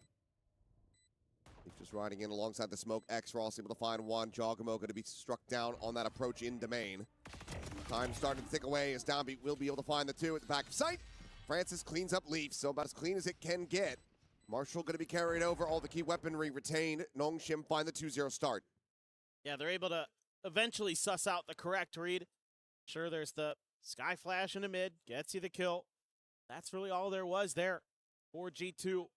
We're looking to maybe get that early head hunter kill and try to use that to scale into some success. Let Baby Bay go for those quick one and done peaks. Just wasn't able to connect really, but it's that early util from Nongshim that keeps him a little bit off balance, makes him maybe pull the trigger a little bit sooner than he'd like. Only gonna have one bullet in the headhunter here. Got the outlaw though. Oh, fully blinded up. Stuck behind that box, and Downbeat able to wall bang him down. The shot from Baby Bay not going to be connecting as Downbeat's able to find a second. Trent going to be eliminated now. Ground into the corner, trying to hold his own. The right click will get some damage, but it's far from a kill. Nongshim are everywhere they need to be, as they will be converting this bonus. 3-0 start for them on Sunset. Perhaps this just means both teams took their time to prep for their opponent's map pick, suspecting that this draft was going to end up being very similar to the previous. I think you're exactly right. Fully agree. Leaf trying to skirt between Nongshim players. Very precarious position. EWC hearing all of this noise that Dambi is making, and he should have Ivy falling into his trap. Takes a quick little second to readjust now. Turns his sights back over and catches Dambi in midair. Good damage found from Leaf, but still a bonus converted for Nongshim as they start building up this economy. I wouldn't be too surprised if Josh rips a timeout here, or very soon. You got to talk about some of these setups and how they have counters to maybe some of the set plays you have where they didn't before, right? They've got flashes, they've got the breach in there this time, so that quick hit that Jogamo wants to make there, that slide behind the box outside of B main, isn't going to work this time because there's so much they can actually throw back at you, whereas before they didn't have nearly as much. They had like a paranoia. There wasn't much. Looks like for now we'll just be tabling it until the next rifle buy. Now a bit of a third attempt with that carried over Hero Vandal in the hands of Leaf. One charge away from having that res online as Ivy's going to be spotted nice and early. Jumps back across in the tiles to safety. Meanwhile, the exec getting ready to come through on the A site. Allen going to be forced away. Pop flash going to be sent in. They try to hound down Tommy, and they will be able to do so. Leaf onto the one Trent with another. X-Ross is dead, and RB can only find one. Jogamo picks up the Phantom, puts it to use, and it's a thrifty for G2 to get their first round win. And if you're Josh RT, if you were considering that timeout, you're not doing it anymore. Nope, definitely not. Nope, don't need to. They just had to be a little bit patient. Play for the retake, get a great flash to go, a good paranoia there too. Hitting them from both sides there, a G2. Really nice. I mean, Nongshim never even had a chance to react. Francis had a Rolling Thunder, no opportunity to use it. They just get smothered out of that round. It's kind of curious if Baby Bay was going to go for the op here. Had enough money for it. Opts to just hang on to the rifle for now. Since he had been cutting funds, I've been keeping track of his headhunter bullets. That's what kind of had my interest peaked. Still only at 2, but was for the Phantom this round. Maybe just since he scooped a gun up off the ground. They pass one over. Oh, RB though through the smoke. I'll give it a bit of a freebie there. Trent dead. He was one of the big reasons why they were able to get that thrifty over across the board with that pop flash through the smoke. Not going to be the safest res ever, but still are going to be going for this one as Relay Bolt's going to be sent through, and Jogamo sliding across. Does manage to take down an RB, but the trade is going to be there. We're back into a 4v4 as the Rolling Thunder will crash across, connecting on the 2, but the wall has them contained. Flash out, Dombey widely avoiding that, turns back, and that was Valen not gotten that kill! Should have had him absolutely screwed, but the cleanup is still looking decent. Leaf and Trent trying to pilot this one together. Trent able to find that elimination. Ivy now getting ready to swing, striking, and knocks them both out. You forget. It is a clutch for Nongshim to maintain a 3-round lead. There's actually so much to talk about in this round, but it all happened so fast. There's the Rolling Thunder, there's the res, there's the cover of the res with the neon slide, there's the wall from Leaf to block in this entry to set G2 up for a potential last-minute defuse, but it's a wrong guess on which way Ivy had gone. They just assumed he had wrapped back to Link, but he actually was just staying behind A the whole time. Tough to read in that situation, but nicely done by Ivy there. Be patient, wait for his moment to strike. Zombie flashed up, doesn't want to continue there. Trent, that prowler. Let's see if he wants to keep reconfirming with the dog. He's going to see a lot if he does. High-low setup. Couple shots out, gives Damby some pause. Cage trigger. Slows it down for now, and Ivy just trying to cause some disruptions in mid. And because of Baby Bay's op, you can lean your strong side into A now. This is really comfortable for G2. A-site simulator all over again. Seekers. Yeah, oh, you know. Just don't clear them. X-Ross. It's a decent amount of information. They're yours. Meanwhile, Valen on the scale forward is able to find Francis. Spike on the floor, but Damby still sliding in, is able to find one. Forces the reposition from Valen. It's a beautiful relay ball. Being out, oh, Hat's going to be spotted, and there's a strike. Jogamo intercepting Ivy as he tries to enact that flank. Damby, however, slow approach, pop flash, confirming his presence, and Valen has the counter swing. Meanwhile, Plant is going to be coming through. RB is all alone, and X-Ross needs to win that fight, and he does. Awesome to maybe try to get into safety, but Oh, well, we're going to be spotted, but it's still into the open, so it's an easy kill for Baby Bay to find. And now they know exactly where X-Ross is at. The swing, not even going to be allowed to get started. Baby Bay will just pre-fire it. It finds that kill, and G2 find themselves a second round. Yeah, this is exactly how G2 wants to draw up their defense. You get into that op with Baby Bay. He locks down B-site pretty much by himself. Then you can lean the rest of the players to the other side. You get the confirmation with the Sky util there. Even though Domby almost gets away with 2, doesn't quite. They're still able to keep him contained outside of A. Then you're able to spread your wings on the map a little bit. Domby will have that overdrive, so does Jog. Stinger there for Domby, though. And accoutrement of pistols for Nongshim, though. Pretty similar thoughts here early. Little bit of extra help towards B this round, though. They want to put Leaf over there, sensing that Nongshim might try a different setup, and they are correct. Can they break the op? Sprint in. Baby Bay going to be good for the kill. Makes his exit. Leaf posted up on top of 10 spot. Here, Market will drop back. Gonna be eating a bit of that paranoia here. Now RBs goes out. Saves him off. Tries to go for a quick little cheeky reposition, but Valen able to find the kills. RB will get taken down at backside. This should be so very favored for G2, especially as Valen does that. Francis can't find a damn thing. And some of it the heals, but frankly, none of the players in G2 really ever feeling like they were truly in any peril. All surviving with quite a bit of health. They will deny a thrifty attempt. They get it flawlessly done. Now they're one away from trying to tie things up. You know, what's funny is in the back of my mind, I'm thinking, you know, Valen doesn't have a smoke. That's kind of a tricky crossfire. You might lose a couple players here as G2. And then he just shows up with the Phantom and answers the problem. Just absolutely great stuff from him. G2, again, getting into that op, so crucial on this defender side to start locking rounds down. There. Now they're going to reposition Baby Bay a little bit. Move him in towards mid. Nongshim maybe kind of sensing that. A big stack. Door shut, but he has the rendezvous. Taking the top mid. Could even go for a re-peek from there. But will still get rewarded. Peek out from RP. Just enough shoulder. Here. Prowler didn't catch him. They went and thought that maybe they could do a little bit of peeking.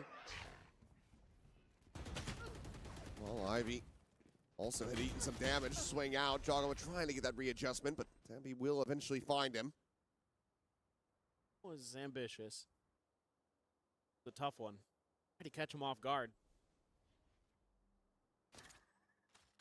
Cage triggered. Jog is as Jog does. Yeah, sometimes great.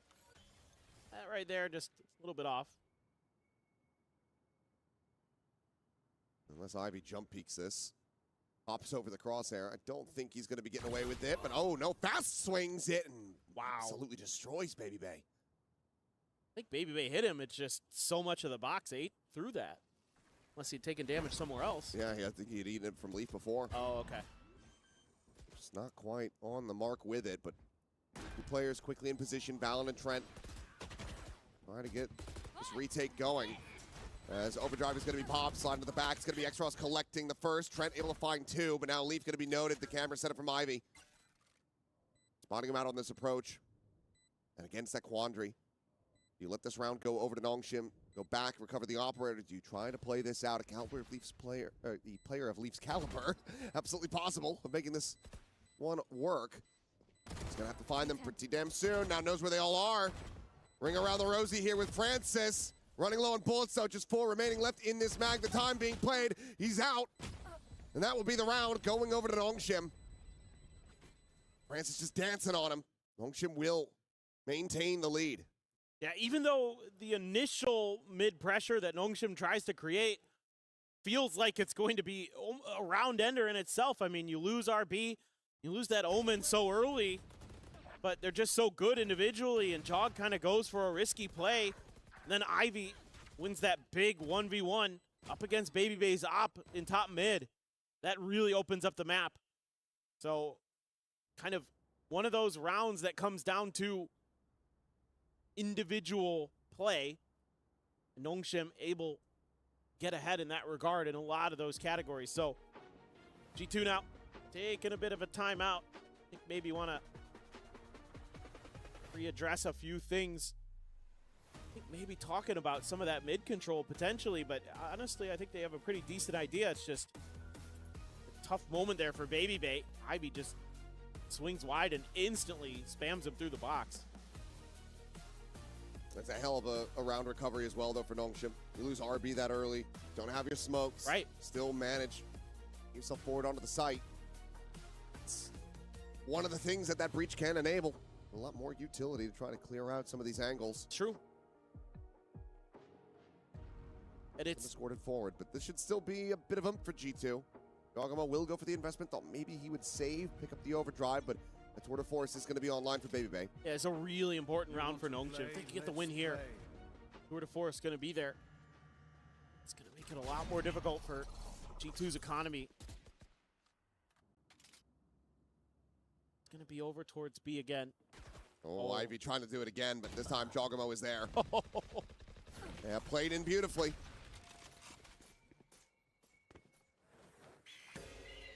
Read him like a book. Beautiful. Flash over the top, Leaf watching from Alley, gets the spot out. Sends out that slow orb, and there's just no way to try to find a punish off that. I don't know. Did That's that only hit no one. anybody? Yeah. Meanwhile, speaking of connections, Leaf, hell of a shot, takes down Downbeat. 3 players now left for Nongshim as sees. Whoa. We'll be able to find a grab here, but now Valen as well, spilling forward into the site.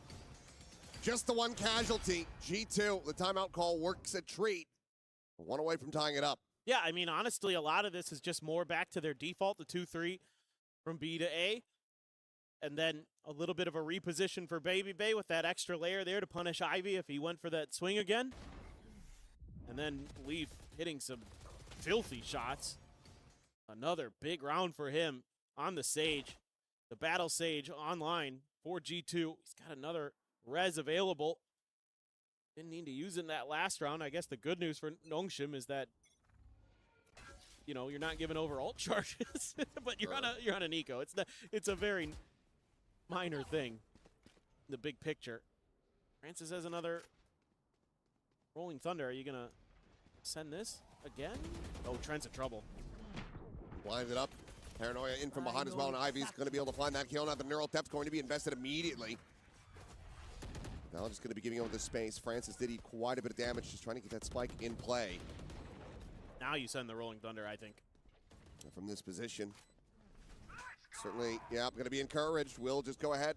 Pop that one. Jogamo tucking back around the corner. Relay bolt going to be lobbed in as well. Trying to find this player, and Downbeat will be able to get it. Gets a second. Leaf eliminated now. Just Valen in a 1v5. No real way to try to turn the tides of this.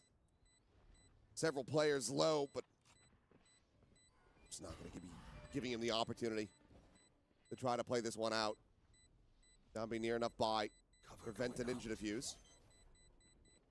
As there's the hold, there's the push, and yep, Downbeat wise to it. And finds the Thrifty. As Nongshim get themselves up to 6. Yeah, they're making nice adaptations again. We saw this a bit on Breeze. In the long run, G2 had a little bit more in the tank, but both these IGLs, both these teams have a lot of good ideas. In that round there, the smother they have on a Trent is really what just wins them the round, because there isn't much else behind it. Everybody else has to kind of abandon sight. They've got him flashed and paranoid and catch him as he's jumping into the smoke. That's all they need. Then they scoop up a gun. They take the site. They're able to clear a bunch of space. They can use the neural theft. They can align for the Rolling Thunder. Get that Thrifty to go. Beautiful from Nongshim. This one feels like it is going to be another very close map. It is back and forth the whole way, and you know, Nongshim, an attacker side team, generally in their ethos. So as G2, I think if you get this next round, you're feeling pretty okay. Yeah. But hard to say for sure. Yeah, I mean, we don't always follow the same trends here, but this is the third time that these teams have ever played against each other. Twice at this event, obviously played against each other at Master Santiago for the first time. It's always going to 3. Yes. So I feel like we're going to be sticking to that script rather than rewrite it. Unless G2 buckle up, find these next 2 rounds, and then start things off with another pistol. I mean, there's enough money here for G2, but this round's key because this is the one where you can get the op. Yep. No tour de force after this one, should it drop. Push forward, Valorant able to find one, looks to just get out and will be able to do so. The rendezvous there as well, so both players. Thieves in the night, meanwhile Trent finding a critical timing onto Ivy. And the timeout call, again, looks to work a treat. Destroyed. It's just round after round. Someone else has a new counterpunch dialed up. Shadow. This time it was G2's turn. Them down. They're even going to be able to heal Valen up a little bit here. And Plant may go through, but there's a lot behind this. Jog even has his ult if he wants to rip that. There is not a lot that Nongshim, other than Francis's util, can do about it. Sprint coming in after Shock to try to hold them at bay. Flash fully connecting, but it's a far delay tactics. Working decently, but Baby Bay is able to find X-Ross. First player gone, now Francis fallen. RB would have to do it all, and it's just not going to be planted for him at all. Backpedal out, save of the weapon. The rest of the squad going to be able to get the purchases through, but he needs to retain that gun.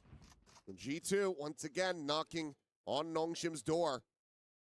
Gonna make this a 6-6 half of themselves. Yeah, it's a beautiful little setup at the beginning of this because oftentimes Dombi, if he's given free space outside of the orb, he's going to try to crest the corner to check for information before he throws the relay bolt. So Valen knows he can punish that. He has the opportunity to get up there, spray that angle down, and then TP back. Really nice little understanding of their opponent's tendencies. Now is it going to be Nongshim's turn again?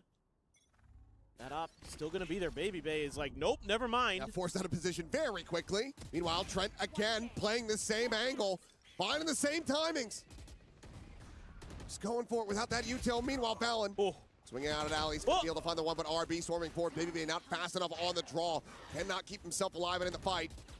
RB is frantically just dancing his way back over towards relative safety. Still some damage to be suffered. TP's around the back. Backside plant.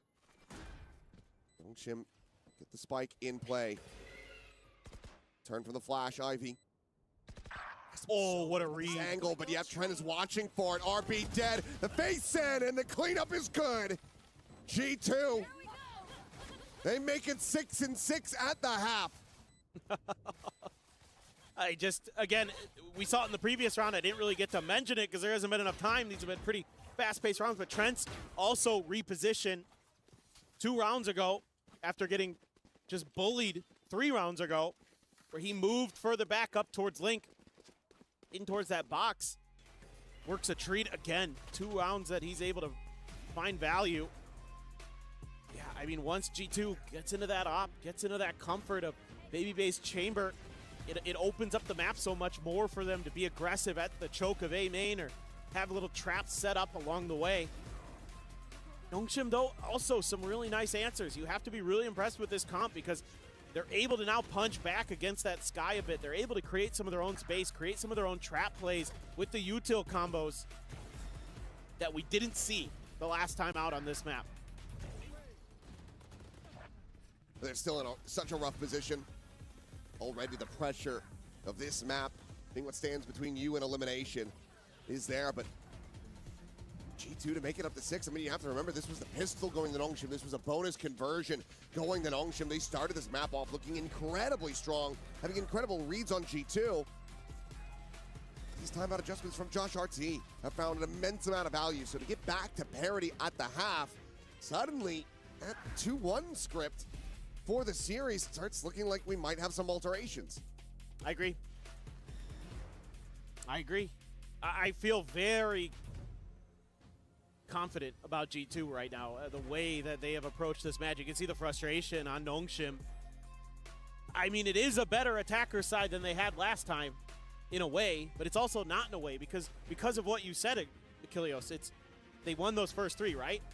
Then after that, they only get 3 more. They give up a Thrifty. Yeah, and that's it's just, you start pulling on that thread. And start unraveling. And the last time out, they only got 2 rounds on their attacker side on Sunset. Now, granted, G2 did win the pistol there, and then kind of it went 2-1, 2-1, 2. But still not super confident. And G2 good enough on this attacker side, at least previously. Again, very different comps, but they got 5. We'll have to see if Nongshim's defender side is still up to snuff. You know, without that Sage in there, that's the big one. All line into the rendezvous, Baby Bay. Making his exit, pop punch to the corner of the scale forward. Downbeat dead, Extros on an island, isolated. And swallowed whole. Another kill, Francis now, a flash from behind. And Chogamo is just so damn fast. He's killed a 3rd. And I think it's safe to say, G2 are winning this pistol. Nah, dog. I mean, Ivy. One of the map. This was the map, I think, where he got the ace. It was. And despite the loss, but I don't see him pulling another one out of his hat here. No. He had a Vandal and Tuck very back and go down to the spike. very different scenario. But what brutality. I mean, to find nothing in this pistol, to try to jumpstart things, even just to get the ult economy going. Ivy's still worried about a potential flank, but it's a clean tap from Leaf. Continues to deliver with that bandit. Flawless round for G2 to take the pistol and take the lead. This is simple stuff from G2. Wait for Nongshim to overcommit towards the orb on A. Throw out a flash. Throw out a relay bolt. Throw out a paranoia. In that order to smother out the 2 players.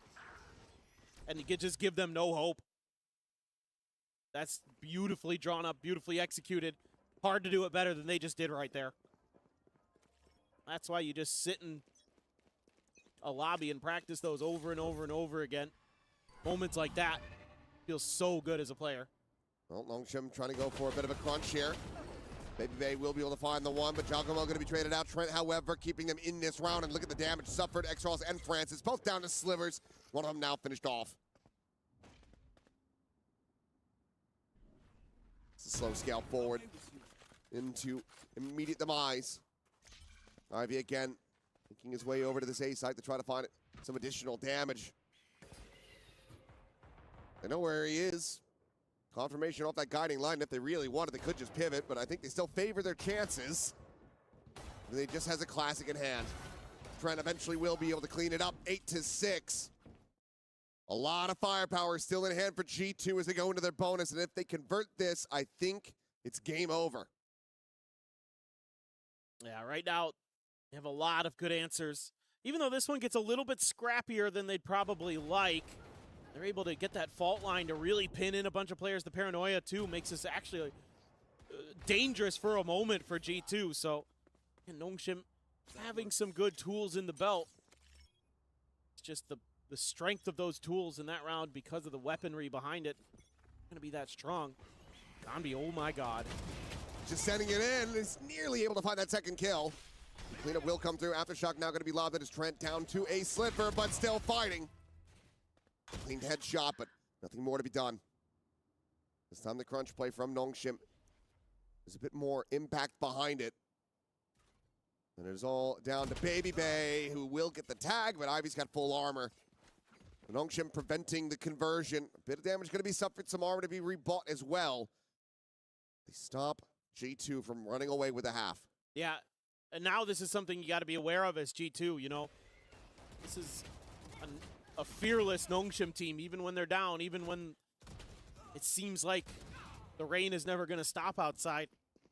You know, they'll grab the umbrellas and they'll come out and play. Got to hang on. But like you talked about, the economic damage done there by G2, it's only 2 Guardians. Means that this outlaw back in the hands of Baby Bay can still find a good amount of value. Paranoid the chase, but Downbeat this time going to be taken down over at Tiles. Trent with the turnaround is able to find that kill. He finds his second RB dead. Ivy peeling back one as Francis gets involved in the fight. Gets Jogamo, gets Valorant, and gets them into a 2v2. The spike now going to be dropped. The opposite side of this box.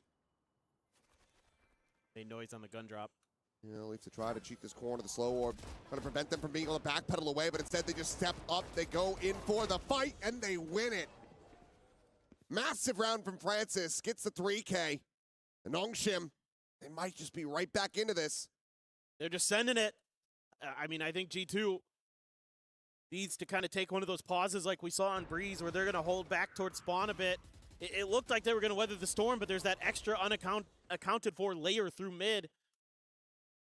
And that means that Trent, as good as he was in the heat of the moment there, it's not good enough. Just too much storming his way. So they're just going to overload it. They're just going to make sure that if you're going to keep doing this, we're going to have numbers, although they have a weak buy. A lot of stingers. The G2 special. Yeah, G2 stinger. Oh, what a haunt. Once everybody spotted out, Trent still does have that Guardian. He'll be forced away as the fault line goes through. Francis 2 away from having that Rolling Thunder online. Decay will expire, but X-Ross is pushing forward onto the site, and Jogamo none the wiser. Ends up getting taken down, and looks like Nongshim firm control for them. They're stalled. Orb going to be grabbed. Leaf just trying to get that res online when possible. Trent eventually will be overwhelmed.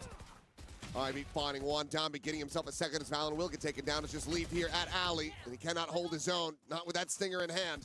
Flawless round for Nongshim. Economy ready to explode here for this squad. To get themselves back into the lead. Yeah, now you're, I think, certainly going to see a pump of the brakes, I would think, from Josh, but you never know. He's been a little bit slow. Called the timeouts today. Nongshim just been absolutely going buck wild over there on A. Actually, they're suspecting that G2 be thinking something different, but it's actually, I think, going to just be slow play here from G2 with that op there. You know, and it's red again. Here we go. Overdrive is out, the Paranoia connecting. Relay bolt going to be lobbed in. Just trying to keep him contained the wall in desperation. They're trying to keep themselves protected, but it's going to be Leaf. Able to find two. Francis just with the one. And G2. They backpedal into the corner. And Nongshim are far too greedy. My ultimate is ready. Slide in as Jogamo will have it. And again, timeout not required. Nongshim, they fly far too close to the sun. They over-pursue. And G2 absolutely punishes them for it. I mean, the bonkers part about this is Nongshim has, like, prepared for this. The off the rip, the stun is hitting Baby Bay, so he has to fall back. They're throwing a Paranoia. They're dashing in with the overdrive. This is exactly what Nongshim expected. And this time, though, G2's able to hold on. Just a nice timing on that wall there by Leaf. Really heads-up play to slow that down just enough for them to reset their aim and create that angle density. You think just once you see that out, you know that you've got them all contained. They're shoved back into the spawn, and there's only one way to go unless they break the wall themselves. So it could have been just a clean disconnect for Nongshim, then get set up on defensive sightlines, but instead, just too rabid, too hungry, too bloodthirsty. Not the Nongshim way. That is very true. No.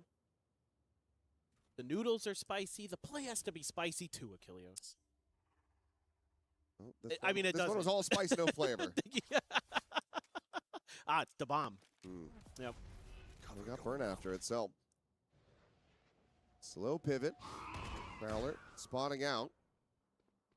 Maybe telling the whole story, though. Could just be that chamber on the other side. You know, the thing about it is, though, is they haven't really been doing anything over at B. So the fact that you even get a little bit of confirmation there means that you're happy to start leaning B as your strong side. And that's exactly what they're doing. Caesar tried to hold him in place, but Baby Bay, that push up through tiles, gets the catch on a Francis. There at top mid. Overdrive now from Jogamo. Going to be bumped. Nami on the peak is able to find him with the op shot. Out from Market, but Leaf trades it back. Now looking to rescale back up into the site. Ball raised to swing through. Ivy will be good for one, but the plant can still be committed to. I know exactly. Safe angles. Some neural theft. Revealing these players' locations. Paranoia not really going to be getting the connection that they would have wanted, but they still have the overwhelm, and now it's just Baby Bay out from main, and Ivy has him through the smoke. A strong and necessary response round from Nongshim. Get themselves up to 10. Yeah, good read just from the outset. This is RB getting into the mind of his opponent there. They knew that finally maybe it's going to be a bit of a different approach towards that B main angle. That Prowler was all he needed. And immediately I see the breach starting to cheat over towards top mid. He even gets a kill up there. Gets killed up there, but it's all the right pieces in the right places. This goes here. And that's why they're able to weather that storm. Eventually get Ivy's ult to really seal the deal. Let's play. Tour de force. Baby bait. Try to hold underneath that one way. Zombie again with an op. Really nice shot from him onto the ulting Jogamo. Flash deep doesn't confirm anything, but that's just because all of Nongshim had tucked in. I mean, look at Exros here. He's chilling in spawn. He's checking for that TP. Yep. Needs to make sure that Valorant is not going to be on that backstab angle. Meanwhile, jump peek around the corner. Dombey considering if he wants to overstay on that angle. Decides to backpedal and cannot find the flick. Rolling Thunder invested just to try to buy some time. Jogamo able to drop that off the box and points that aftershock, and now the Nightfall is going to be called in as well. Swinging to the corner, and Exros manages to find the kill. A 4v4. Here. The decay expired. Health back to full. Leaf doesn't have that res. No. I'd really like to see change of directions here unless Baby Bay finds a pick, but it's so risky. He's got a couple different angles that he has to worry about there. TP check from RP. Immediately going to be broken at Alley.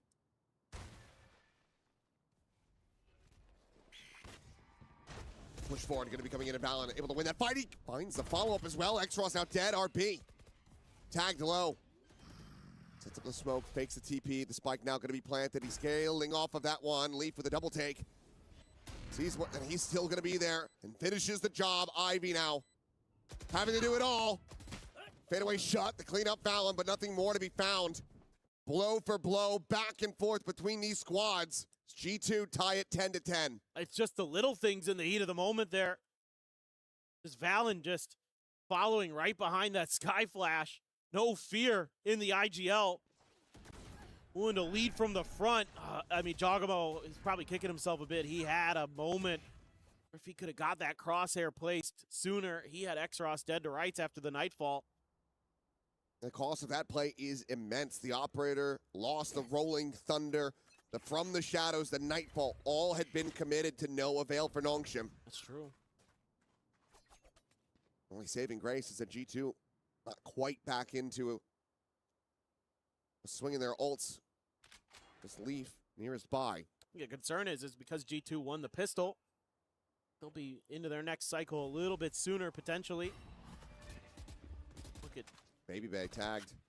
Ooh, yeah, wow. The heal can be there from Leaf. Will get him right as rain, but armor will be lost. That's still a lot of damage done. Jogamo has gotten up in the top mid, and Dombi thinking about it. Smoke on the other side. Prowler going to be going in.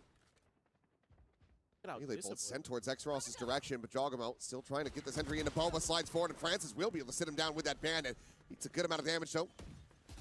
Some regen armor behind it, still only at 30. Certainly not a cozy position for the breach. Spike again planted on B for G2. Warning shot from Baby Bay and a double scale into market. No Leafs back here. Now they have the full confirmation. Counter swing not going to be coming in, and Leaf just can't quite find that spray to connect. Should have maybe had Domby dead to rights. Same time, Fastlane going to be situated. Ivy eliminated. And Exros having to do it all once again, this time in a 1v2. The footsteps going to be heard, and Baby Bay takes the fight, takes his life, and G2 once again are now in the lead. And now they're starting to work the map. They're getting a little bit more creative with the playbook. Having to look for that early mid-aggression and then using that to set themselves up to scale on the map. Even though Jog not able to get a kill, he's able to clear up, you know, all of that mid into market. You can come in from B main then too. Sets you up for that flank attack and gives you a nice post-plant setup. Really smart play there right at the end of the round by Trent to not try to take that fight, to know that he has that op behind him. Tuck into the safety of the spike plant cubby. Nongshim, they are in the danger zone. They need hit the timeout before they have to hit the eject button out of EWC. I mean, I think in general now, as G2, I like the big picture stuff where now they're starting to toy with the map. They're trying to explore different parts of the map. They're being much more cautious at the beginning of the rounds, looking for those, you know, crazy fast aggressive hits where Nongshim maybe wanted to tee Dambi up. Especially without that op in play, that's something you really got to be thinking about as G2. Making sure that you're not going to fall for any of those little traps, but overall, I like what you're seeing. Nongshim, the economy busted again. So, going to take a thrifty to not let this go to match point. Could just flash swing out here. Stun. They're looking for a contact. Baby, he's got an exit strategy. I think off of Ivy here. Rest of the team, not so much. Slow orb up towards top mid. Downbeat and out. Try to scale. Slide into the corner. The Stinger will be able to find one as Valen peels back a kill. Francis out of the equation now. Paranoia chucked through, but it's going to be exchanged on both sides. Downbeat still widely stranded there at tiles. Now flushed out as Trent finds the kill, and Leaf will be able to get RB. Ivy just not going to be fast enough nor accurate enough on the draw. Leaf's just X-Ross. A 1v4, but might as well call it a 1v5. The res is available as well. We'll be able to slide over to grab this gun.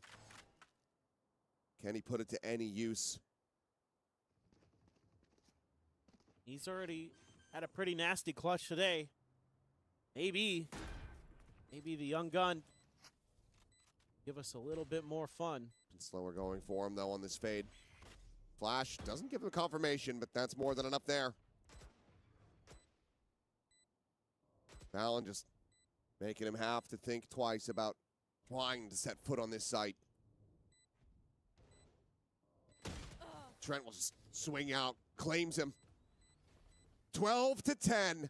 Match point in the hands of G2. One round away from sending home the final Pacific representative from EWC 2026. Yeah, and what a moment this would be for G2. It's been a bit of a struggle for them at the international events this year, and this is one of the teams that has given them grief 2 times. And to be able to now bounce back and get that potential 2-0 here, you're looking at that, you're 1 round away from it. How sweet that would feel, and it would get you into the playoffs of EWC 26 to boot. Cover going up. And just a ton of ults to work with as well. Nothing able to be forced out of that previous round. The res, the from the shadows, the seekers, all ready to go. Ivy, 1 away from having that neural depth online. Dambi, 1 away from having that overdrive. Those will be critical for them in the next round if they can win this one out, if they can keep this going and try to push it into overtime. But for now, again, this stack at top mid, not going to be rewarded. It is just RB alone on the A side of the map. Yeah, it's so important here that RB just doesn't give his life up for free. It's going to get identified by a seeker. For the chase, and Natty going for that spray. Might have been able to find some connection on the Trent, but he does not. Meanwhile, Trademark noting the flank, and Valen looking to try to hold things down. Prowler to the corner, the flash going to be connecting. Dami able to find the one, but Leaf comes away with 2. The trade back is good. X-Ross keeps him in with a 3v3. The ult's now out of the equation. With the double fight forward, and Baby Bay is able to find the enemy fade. X-Ross now dead. Ivy. So much weight being put on his shoulders. Stun up. Hound out. No. Turns back. He's able to find Trent. Shogamo dead as RB from on high is able to find the kill. And Ivy will keep them in this. The map, the series, not yet G2's. Still 1 away. The Nongshim. 1 of their own from sending this into overtime. Is that right as that stun was wearing off? That was crazy from Ivy. This right here looks like it might be their round. Ivy somehow, some way. I thought he was done after he gets hit by that relay bolt. G2, yeah, knows that they have the end of this series in their clutches. They need this time out, they need the big brain from Josh RT to give them the solutions. The scariest thing for Nongshim is that the timeout conversion from Josh RT has been strong. Very good. Very, very good. If he can give them a solid enough game plan to bring this to a conclusion, that might just be curtains for Nongshim Red Force. They have to play this to perfection. Yes. Still a couple of those ultimates online for G2. They still have plenty of money to go for the buy. I think you're definitely gonna have Ivy's ult. Zombie died. He's got the overdrive. He has the overdrive. So you've got those two for sure. I think that's what's going to be real concerning. Those are two really impactful ults. So as G2, you're probably kicking yourself a bit that you squandered an opportunity. Otherwise, one away from Exros is now as well. So it's a little bit dangerous. G2, I wouldn't be surprised if they try to maybe bait out a little bit utility here. See if they can trick Nongshim into going for one of those aggressive hits that this time they're able to dodge. They're just able to kind of use the cape, keep the bull and the horns away from them. A bit more defaulty here for G2. This makes expecting sense. a set exec here from Nongshim to catch Yes. them off guard, but Nongshim not really going to be falling into that trap. At least not yet. No, they're being very patient at A. You can see the breach is up there. Follow up. And Jogamo really senses that. You see this all the time on this map with the breach, that they want to send out that util. That's great work from Jog. Absolutely. I mean, they knew he hadn't scaled yet. They had that camera situated. We'll spot everything out, but avoids getting caught in the trap. From Valen. It's over outside of A lobby. RB jiggling the corner. Here's that jump peek. Paranoia now going to be sent through. Goes for a TP reposition. He still manages to plant his feet and find one. The res going to be invested though. Right back into it is the overdrive. Able to find an immense amount of damage on the jaw, but the heal is available as well. Leaf just keeping them right in this mix. The jump through the Paranoia now to fly. Francis holding it down for the first as Jogama will get taken out. Exros finding Leaf, and the time, it's getting away from them. Valen able to find the one, but the trade is going to be through. 8 seconds now remaining on the clock. The swing in, and Exros comes away with a 3K, and Nongshim are not done yet. 12-12. They take this into OT.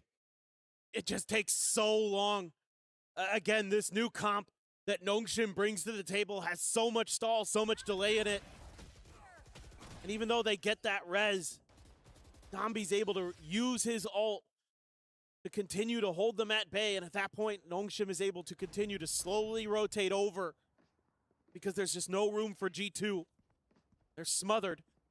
They go over to this defender's side once again. Slightly better on this half of the map. Last cannon. It's the op for Baby Bay. I think I'd be basically perma-running that with how well it went. Just gotta hold the line here as G2 again. You had an opportunity, but you weren't able to get those last two. Now you've got to do it in OT. All reset. Phantoms across the board for Nongshim. G2 are trying to fight against the script here. Stop this from going to that third and final map. And Baby Bay, a bold push. Manages to find that kill, tries to make his exit, but will be spotted. RB just too fast to scale towards backside. Operated down on the floor. Spike now. The plant committed to the slide in. RB, he's playing anti-flash. He ends up getting caught off guard. But Ivy, he finds Trent. A bloodbath here as it's now a 2v2, but Leaf up over top of the box there at Boba. Finds Exros, and Francis now has to do it all. The double approach isolates it down into a 1v1. The right of the wall, but the shutdown from Francis. He gets the clutch. And Nongshim now get themselves to map point. Huge work from Francis. Individual brilliance on display. Baby Bay, his rendezvous, put him right behind that box where we just see RB get killed there. You know, Jog trying to break out, but there's a crossfire set up, so sure, he gets one. I love that attempt from Leaf as well. It's so cheeky, but it is. It's a little bit too fast on the adjustment is Francis. Read it nicely. Operator again in hand for Baby Bay.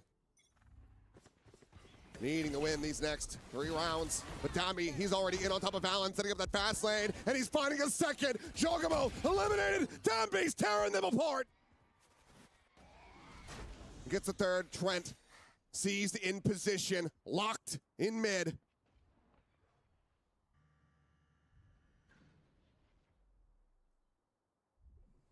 Seen some crazy rounds. Be insane to see Trent and Baby Bay get the 2v4 here. Baby Bay up at the ready, knows that someone very well could be behind him. He's correct. But for now, Exros just gonna hold the line. They know they have the map, the time to work with.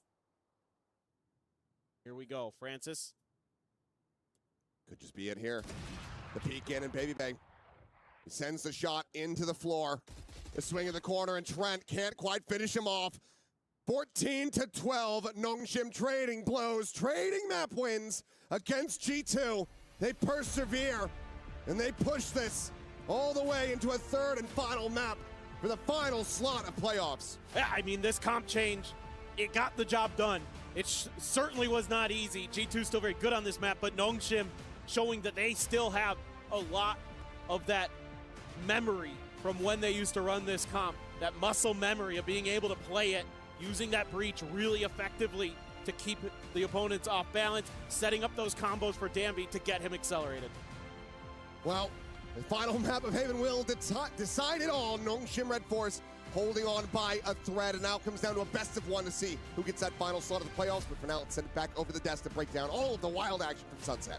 Achilles saying by a thread, but now they have a brand new spool to work with, and it's called Haven. It's 1-1 after Nongshim Red Force stave off elimination multiple rounds in a row, and some heroics by Danby in that final.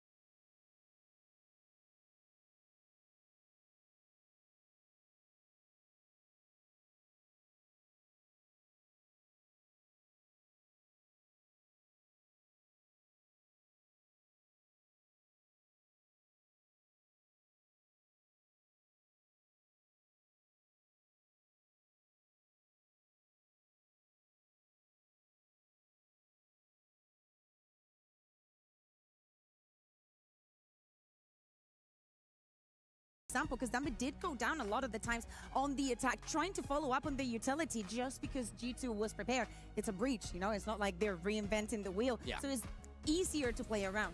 Yeah, very much so. But I mean, I love the compositional change, even if, you know, it might not have been played perfectly, but I like the idea behind it. It feels like a very deliberate coaching move and coaching change. So when we saw them play on Haven last, it was that double duelist still. Yeah. So, I mean, Haven has been a map where Breach has been very popular for most of history. You want to see more breach? I'm not saying I want to see it. I'm not saying that. Breach lover over here. Oh, cool. Okay, so, All I'm but doing- time out. You cannot react to a breach winning a map. All I'm doing is preparing barely you. winning a map. I'm trying to prepare you for the fact that maybe they do it again.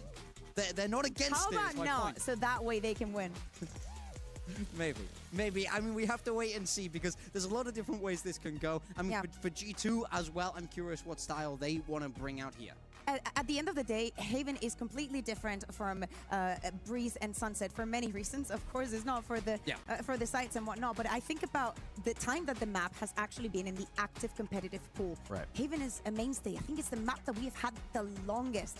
It's so incredibly annoying, but realistically, all the teams have experience on Haven. There is practically no team where it's the permaban and they have never touched it or they do not know how to play it. That was like Gambit in 2021. You know, it's been 5 years of Haven. So there's so many approaches, so many ways that a team can feel comfortable. For example, for G2, you can say it's a little bit lukewarm on the latest results that they have had on the map. But if you are to think about it and you think about G2's Haven, you do not say, oh, it's terrible, it's bad. No. In fact, you think about the Phoenix, you think about the double duelist, you think about something that was making them comfortable and was making Jogamo shine a lot.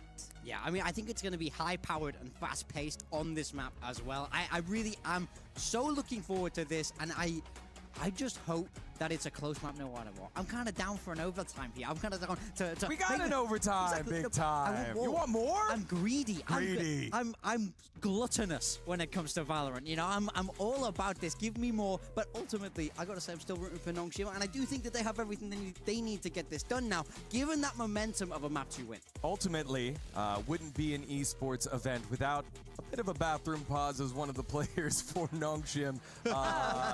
Just feeling the pressure and making sure that he's in peak performance to play. Better out than in. It gives us a little bit more time to wax poetic about both these squads and the stakes here. This is Group C, the final group that hasn't locked in their 2 teams yet. They will join the other 7 squads that have qualified on in. And actually, those representatives for those teams, we're here because we thought the last map was going to be over, and we have the draw show afterwards. So make sure to stick around after this match for the draw show of playoffs to see who is going to match up against who. Yeah, We should ask them who they think it's going to win. Yeah, I was going to say, it's an intense audience to have watching you when it comes to the qualification. You're really against the people who know what they're talking about. But I think for this game in particular, one thing that I think is so nice is that both of these teams we know can do damage in the playoffs. It really does feel like we lose a heavy hitter, no matter which way this goes. We know I could see Nongshim lifting that trophy. They've been there, they've done that before. G2, while they haven't managed that, they've been very, very close internationally. They lifted America's trophies.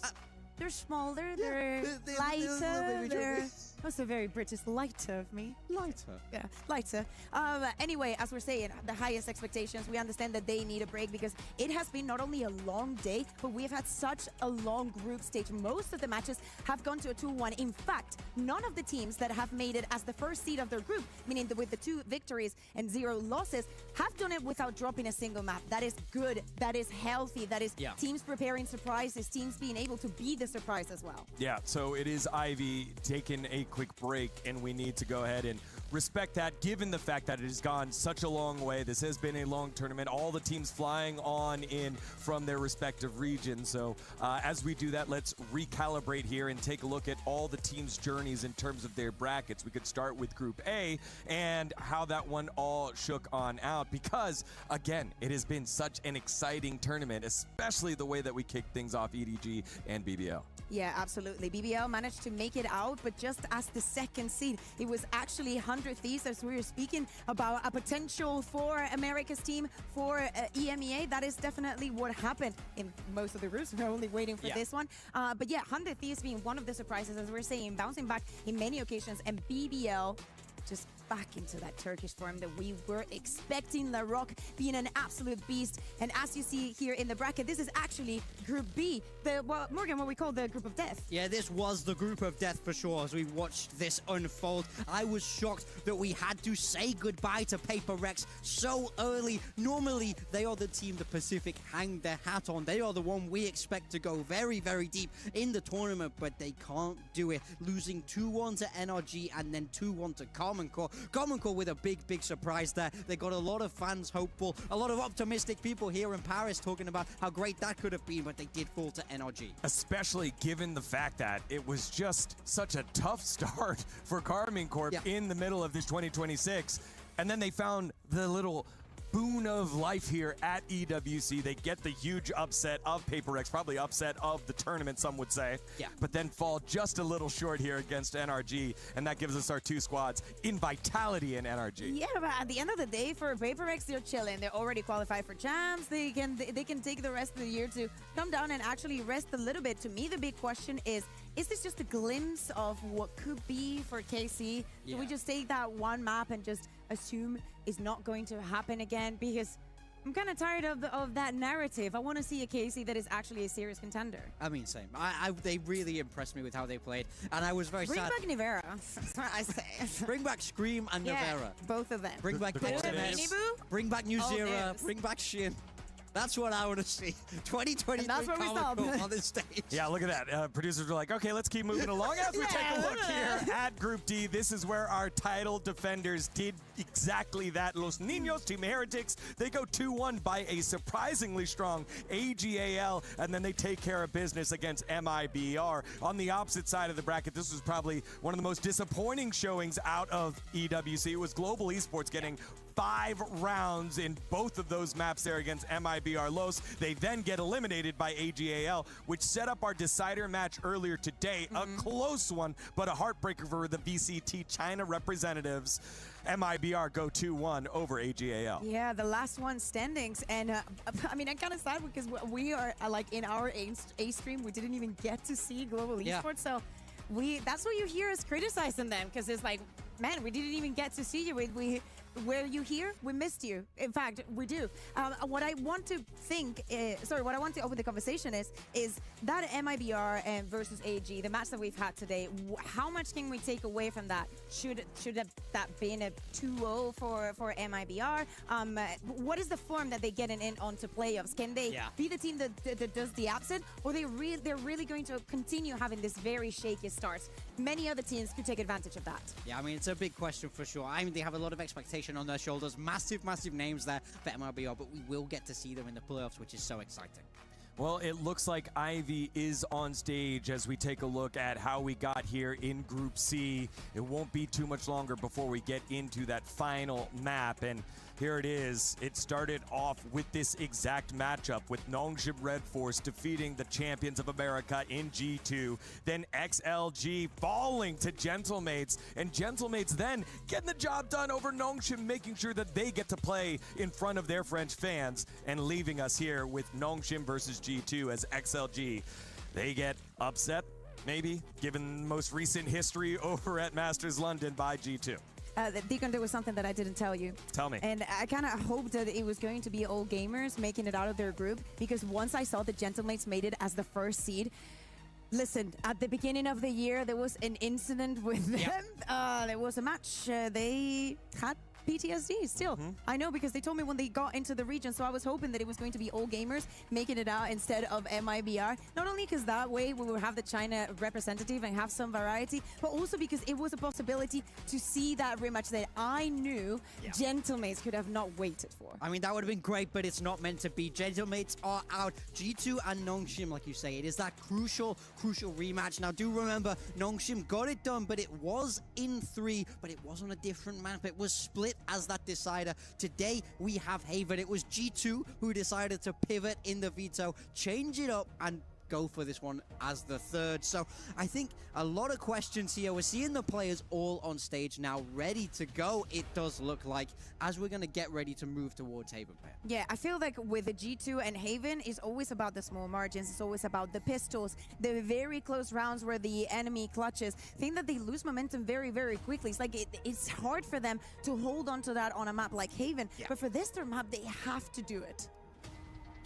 Here we go, the players getting themselves ready on stage. Anytime something like that disrupts the rhythm of your like pre-match big time, it can rattle a team. Yeah, I mean, very much so. So when you're working with teams, there's a motto that a lot of them will use, which is you can only control what you can control. You can't control how you're feeling on the day. And you can't control what you can control. Yeah, exactly.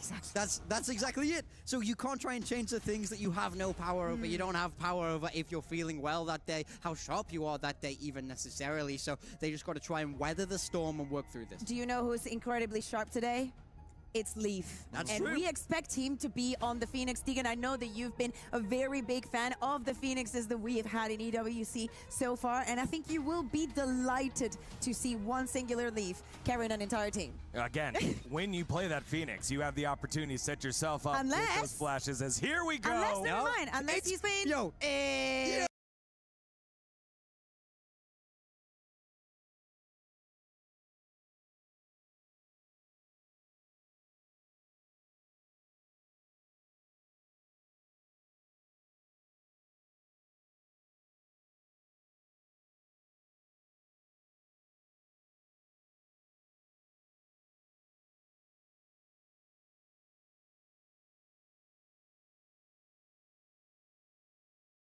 Head-to-head with a powerful double duelist on the side of Nongshim. Now they're probably 10 years his younger, but will that be Will be a difference maker, because if I look at one man to stop them all, it has to be Leaf. We said it about him at the stage just now on Sunset. If I think of stopping power, it has to be him. Yeah, it is what it is. One thing that I'm excited for here is that in the interview, Baby Bay said that Juggermo's Phoenix was so powerful. That's why they wanted to do that KO. So I can't wait to see what he has in store. In front of all their opponents, potentially in playoffs, 100 Thieves, BBL, Vitality, NRG, Gentle Mates, Team Heretics, and MIBR Los. Which team will join them? G2 and Nongshim for the final time. Let's send it on over to Achilleos and Paper Thin. A final map 3 once again between these squads. Every single time that they have met, it has gone the distance, and this is no exception. A tough, difficult, and arduous journey through Sunset to get to this very haven, and now we get a treat. It's Baby Bay back on Jet, but the first to fall. Francis will be able to find him to start things off. Battering a damage across onto the Sova and Phoenix of Nongshim Red Force, but still in control. Slow creep up in this double join available on the A site for G2. Yeah, I mean, this is quite an interesting idea from G2. Trent gets tagged up heavy and gets finished off. Donbeat can't get more. Jogamo good for 2, though. Still continuing to have that firepower, but look at the pivot call. This lurk forwards come in. Camera going to be heard behind. I'm not sure if Ivy has been spotted, but he may have done. Because already G2, they're rotating the match. Camera to try to check, to swing in, and Ivy, what a fadeaway casual shot as he even finds the damage on to Valen, puts him to 31. Position's now known.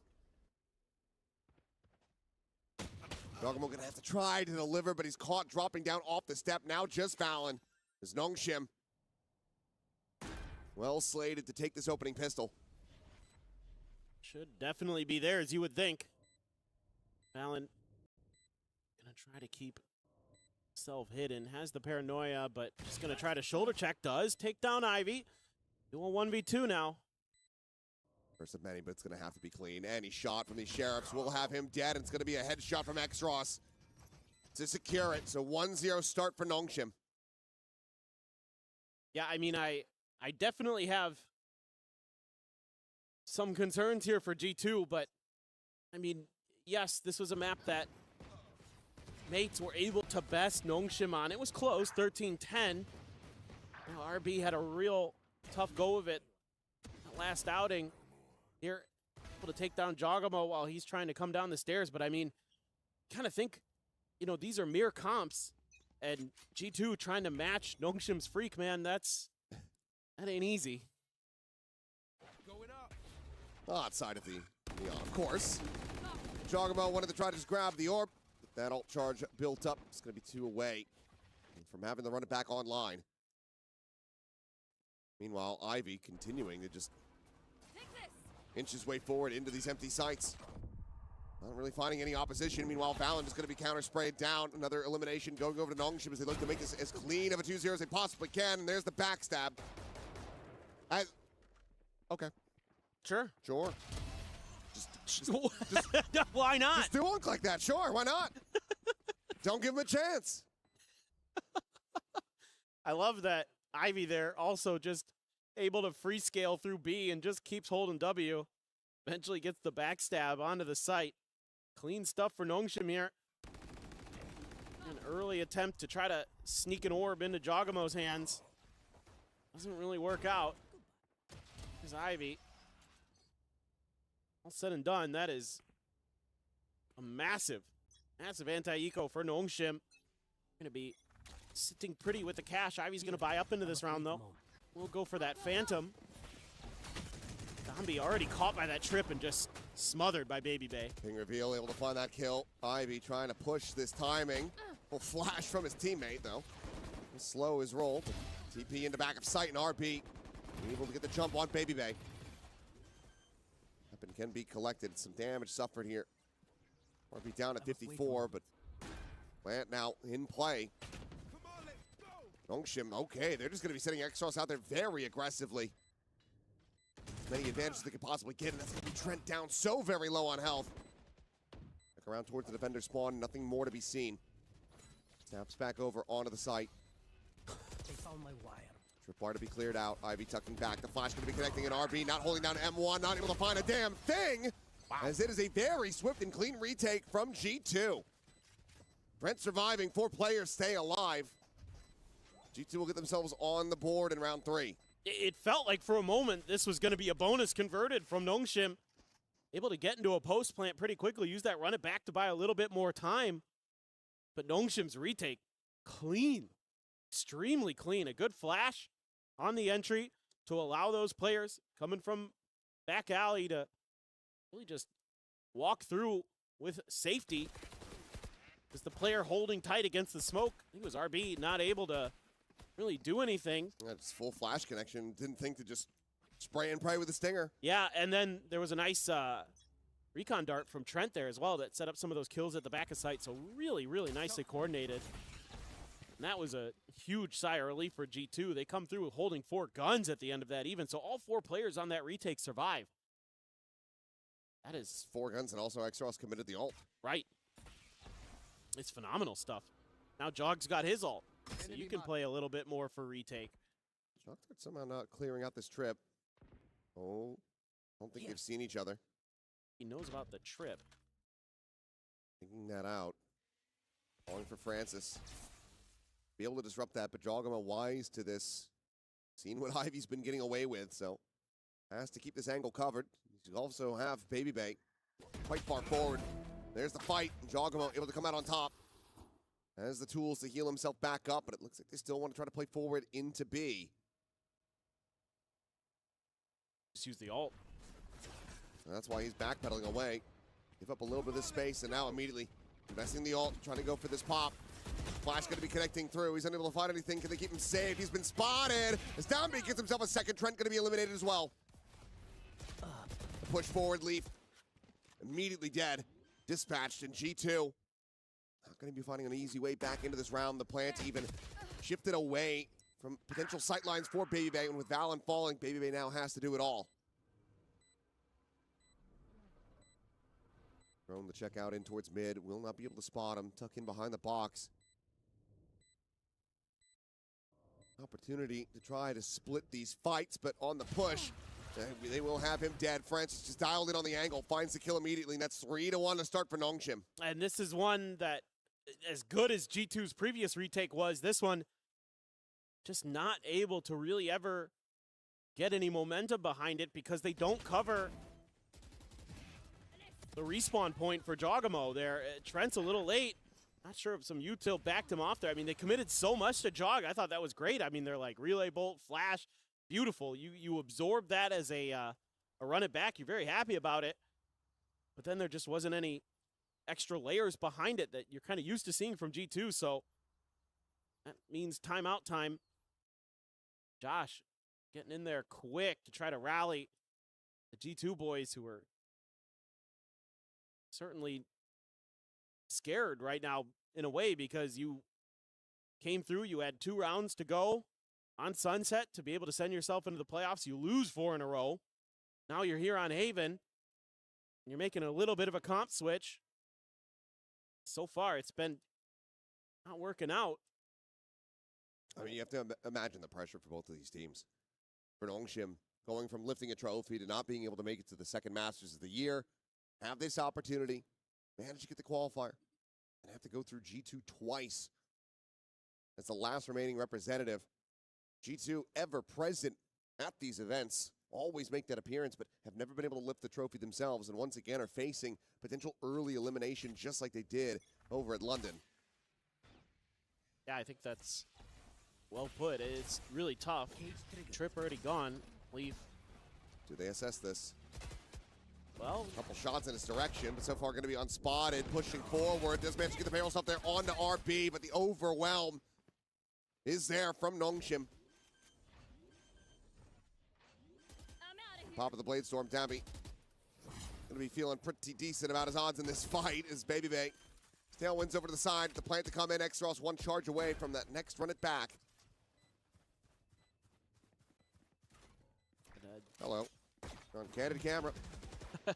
Baby Bay going to be having, a little wry smile on his face as Francis just dances around him.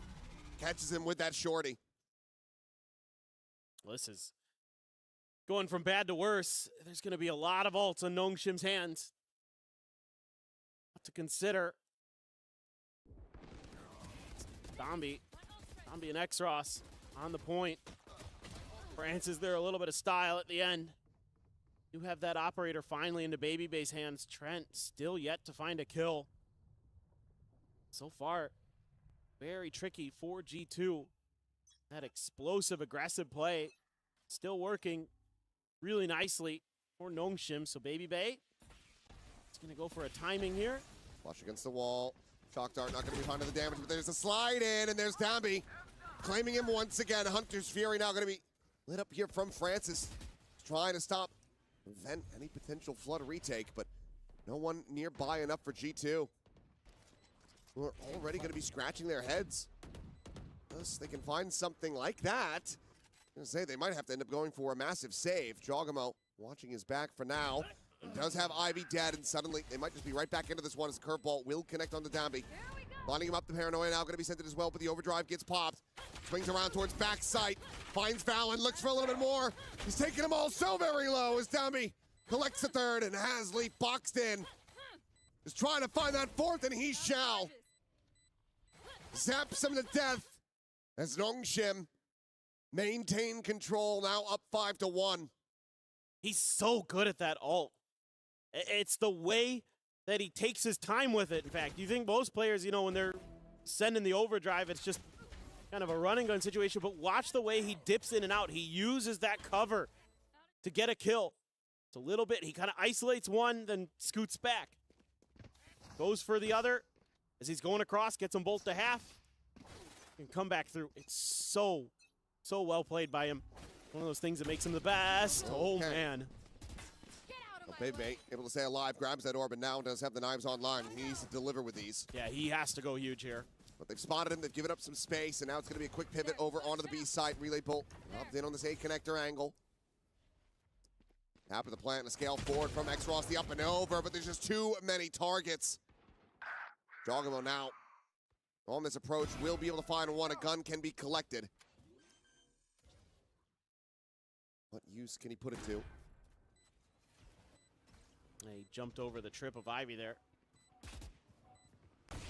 Drone's got him spotted, and okay, Dambi not able to find that kill. Jogamo down low, but before he can get the molly out, will be found. The spray from Francis cleans him up and leave while he will be able to get the headshot through the corner. He can't kill RB.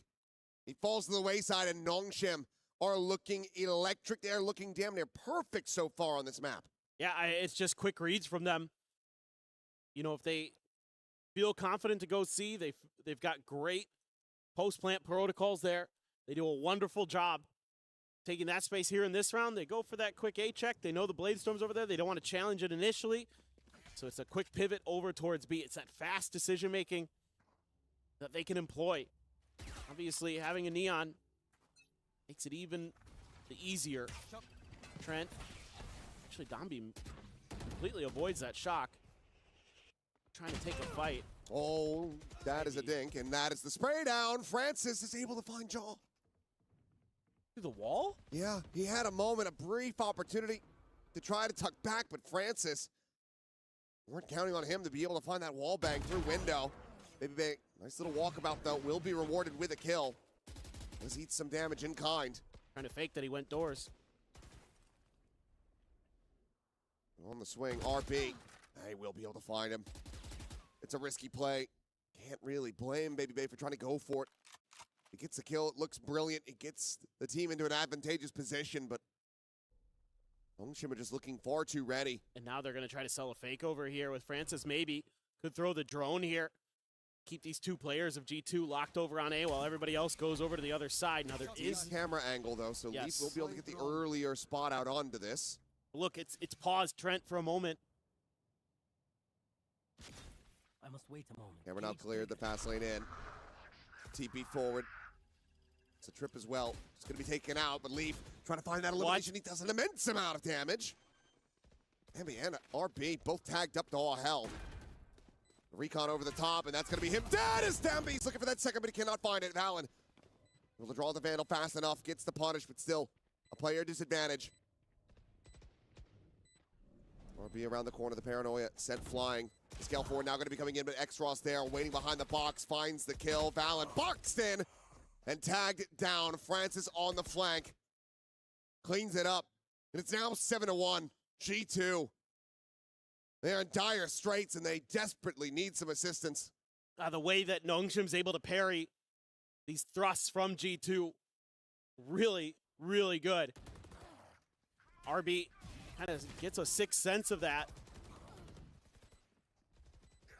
And they're just so smart right now. Every twist and turn, G2 is beat to the punch. And again, that selling that little extra fake, keeping Trent on the other side of the map means that he's late and they could scale forward and punish him when he goes for the recon dart. All those little things that Nongshim does there just stack the odds in their favor. Domby once again on the outlaw. Silent drop down. Oh boy. Here on this angle. Do they check his corner? Yeah, they do. As the short, he drops that relay bolt, slides across, and now slides in. He wants that punish. He cannot find it. Volley down to the sewer. We'll just hold him at bay for now. G2 still have 4 players on this side of the map. Meanwhile, Francis again trying to drum up attention. Yeah. Make them think. We're just walking up through the cages here. Did pull Trent. Got that. You get one. They have to respect it, dude. G2. Is this enough numbers? Flash onto Baby Bay just a bit on that connection. Meanwhile, Leaf is going to be taken down. Trent will be able to find one, getting himself on the board at long last as Valen cleans it up. Guardian in hand. Joggable able to find one before getting denied off the ult. He's gotten them into a decent winnable position here. Stamby has so much work to do, sliding in. The shorty in hand, he cleans up Trent. But Valen able to find the one. The slide in, and Stamby takes it to him. And every time it feels like G2 have caught a break. Oh, they just catch another right hook to the jaw. It's, what do you do? I mean, what do you do? You're playing the round pretty well. Even a wry smile on Valen's face. He knows it. They outthought him this round. They got the right pieces in the right places. They're able to use that run it back very effectively. And then there's this. What can you do? It's just, that's a familiar sensation, I suppose, at this point. I mean, what? Yeah. Look, a lot of players have run into that and been on the same result there, Valen. It's tough to go against Domby when he's doing Domby things. I mean, the way that he's been operating, sure, it's not been quite as shotgun abusing, but Right. it otherwise does feel like he's starting to re-hit that stride that we were seeing from him at Santiago. I mean, it's the crazy thing about him is he used the shotguns because he could and because it was broken. Yes, exactly.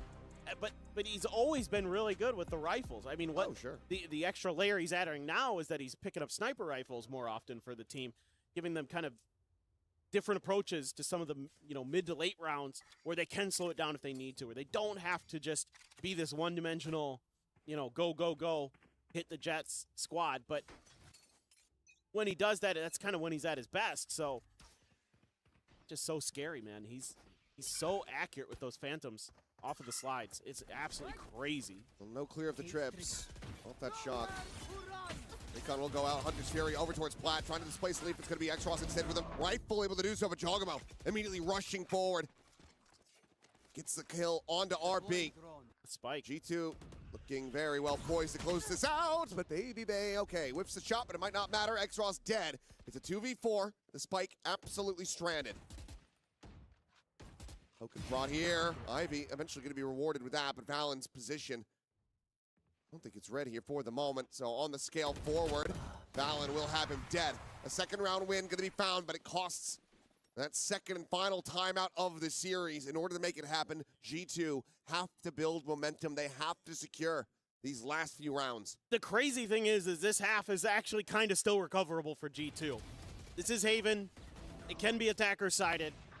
So if you can get a couple more to go here, if you can get to 4, I still have hope. I still have belief. 9-3 is tough, but 4 is maybe doable. Maybe give us another OT or a very close 13-11. Yeah, but Boone, the Hunter's Fury committed. So yes. Don't have to worry about that one. This Baby Bait still with the op in hand, looking for a peek over towards A. This is cheeky smoke set up, but unable to find it there as Hunter's Fury going to be lit up, and that's a massive tag, and X-Ross dead. And the final burst as well. Connecting onto Francis. Perhaps it was Ivy. Either way, both of them had gotten hit. It's effective. Huge amount of value. 4 hits out of that Hunter's Fury. 2 that landed on X-Ross, 1 on Francis, 1 on Ivy. It's been a rough go of it here for Trent, but he just doubled up his kills and might have just secured them the round win off the damage alone. Don't have to worry about that run it back coming through. Get into the updraft. Baby Bay playing an unorthodox position. Now going to be noted. Trying to drop down, but Downby again. Able to find 2, but Trent now coming alive. Finds a third. Can't find much more than that, but he's done so much damage to try to set up for Leaf.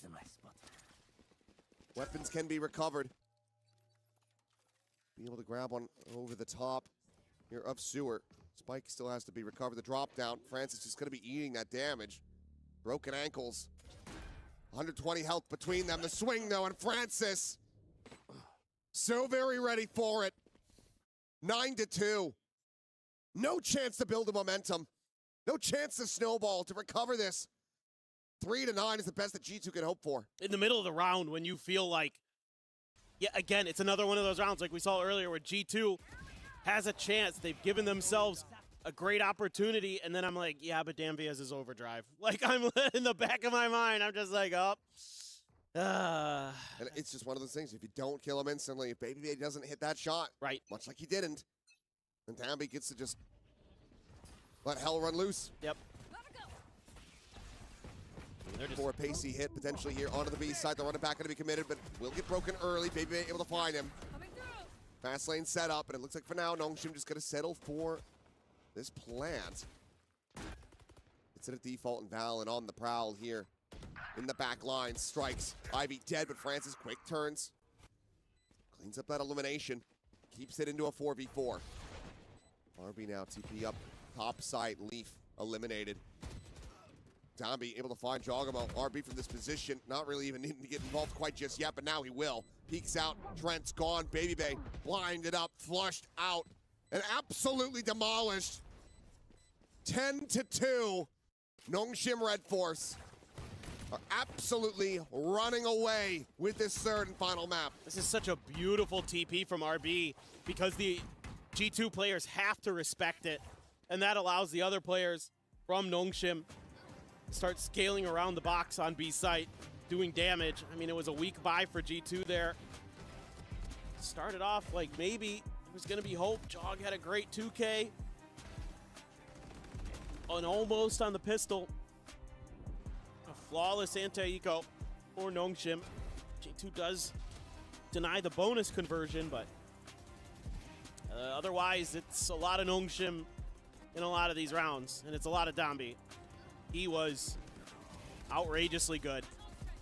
This guy on Neon is a treat. Generational.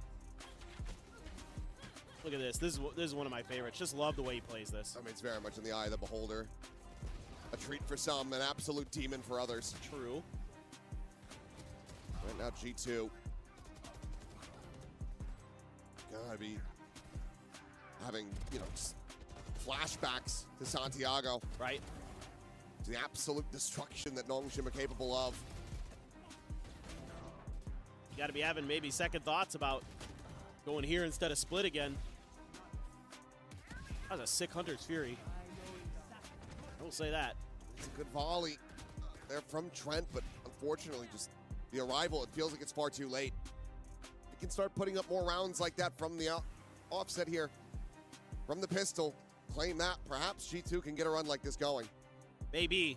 But man, with the way Nongshim was able to take so many of those disadvantageous rounds and turn them on their heads during that half, it's brutal. Brutal for G2. You can see that still a little bit of hope there, but was dashed. It's been a cacophony of different emotions for G2. The rounds that they got, they felt decent. They felt, you know, yeah, concise. And they had at least 3 rounds in there where I thought, okay, they should have this. And then they just got outplayed. The individual performances of Nongshim shine. That's a tag on to Trent here in a must-win pistol for G2. Not the way you want to start it. Valen even gets a little bit of a scrape. IB. Able to find a kill as well. That's Jogamo now dead. Valen backpedaling, sending out that paranoia. Francis trying to play off the reveal. Will get overwhelmed. Valen able to run him down. The spike still, however, going to be in transit. And okay, the camera does manage to get this tag. Had RB been able to slip that net, oh, he could have absolutely destroyed them. The chance, an opportunity. Stabby, dead. He has that kill. Extros now arriving on the scene. RB not too far behind. But given the investments, it's not a lot of util to try to work with here. Extros, one more curveball.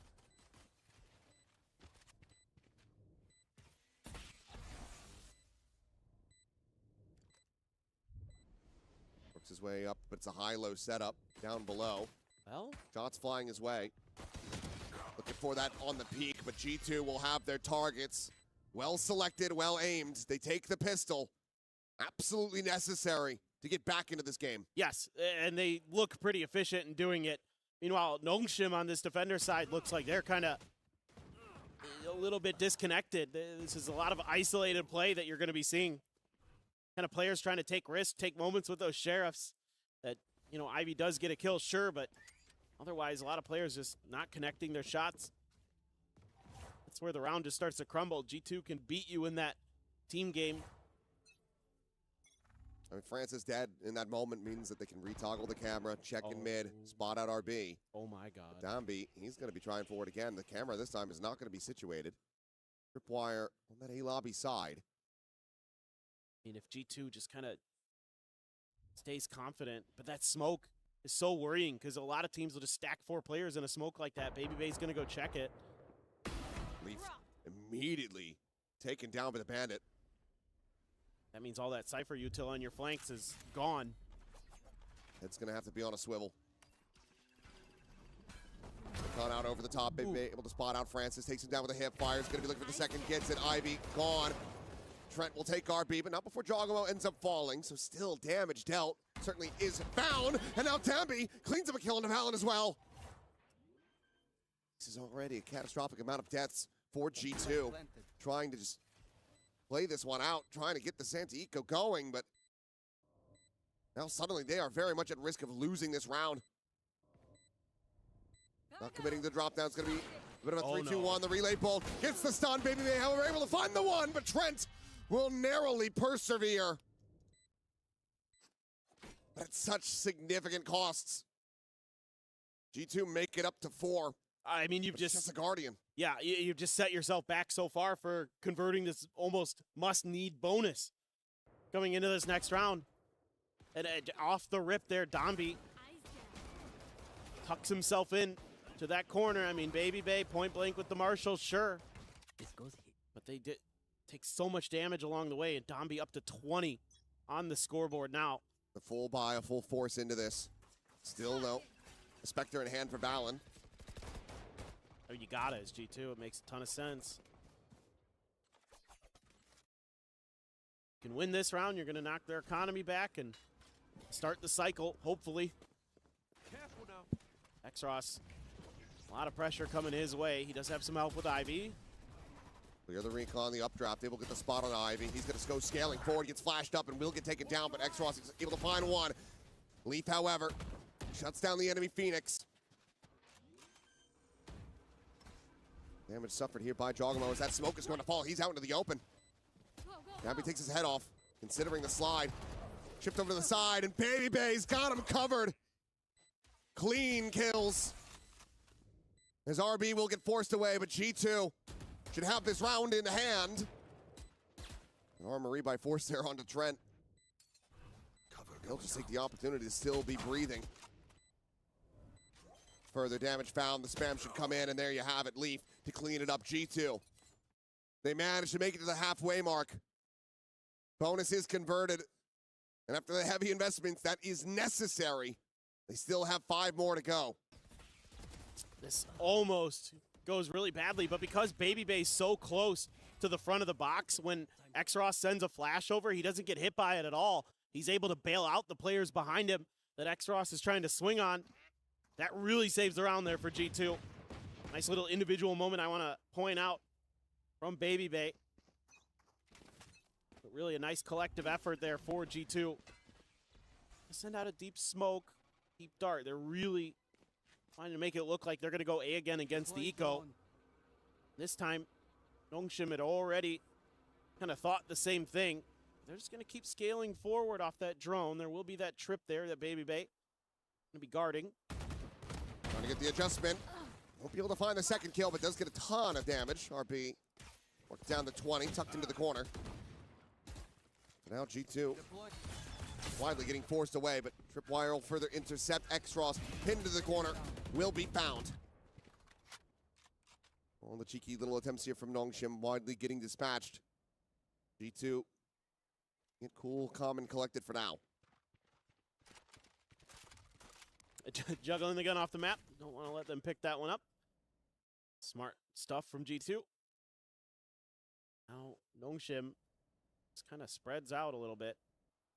RB with only 20 out there. 35 seconds remaining. Let's start making a go of this. Ivy and Francis. Should be okay. Very nearby. Smoke over to the side. Recon has to be cleared. Third ball turned away from Francis. Instantaneous with that headshot.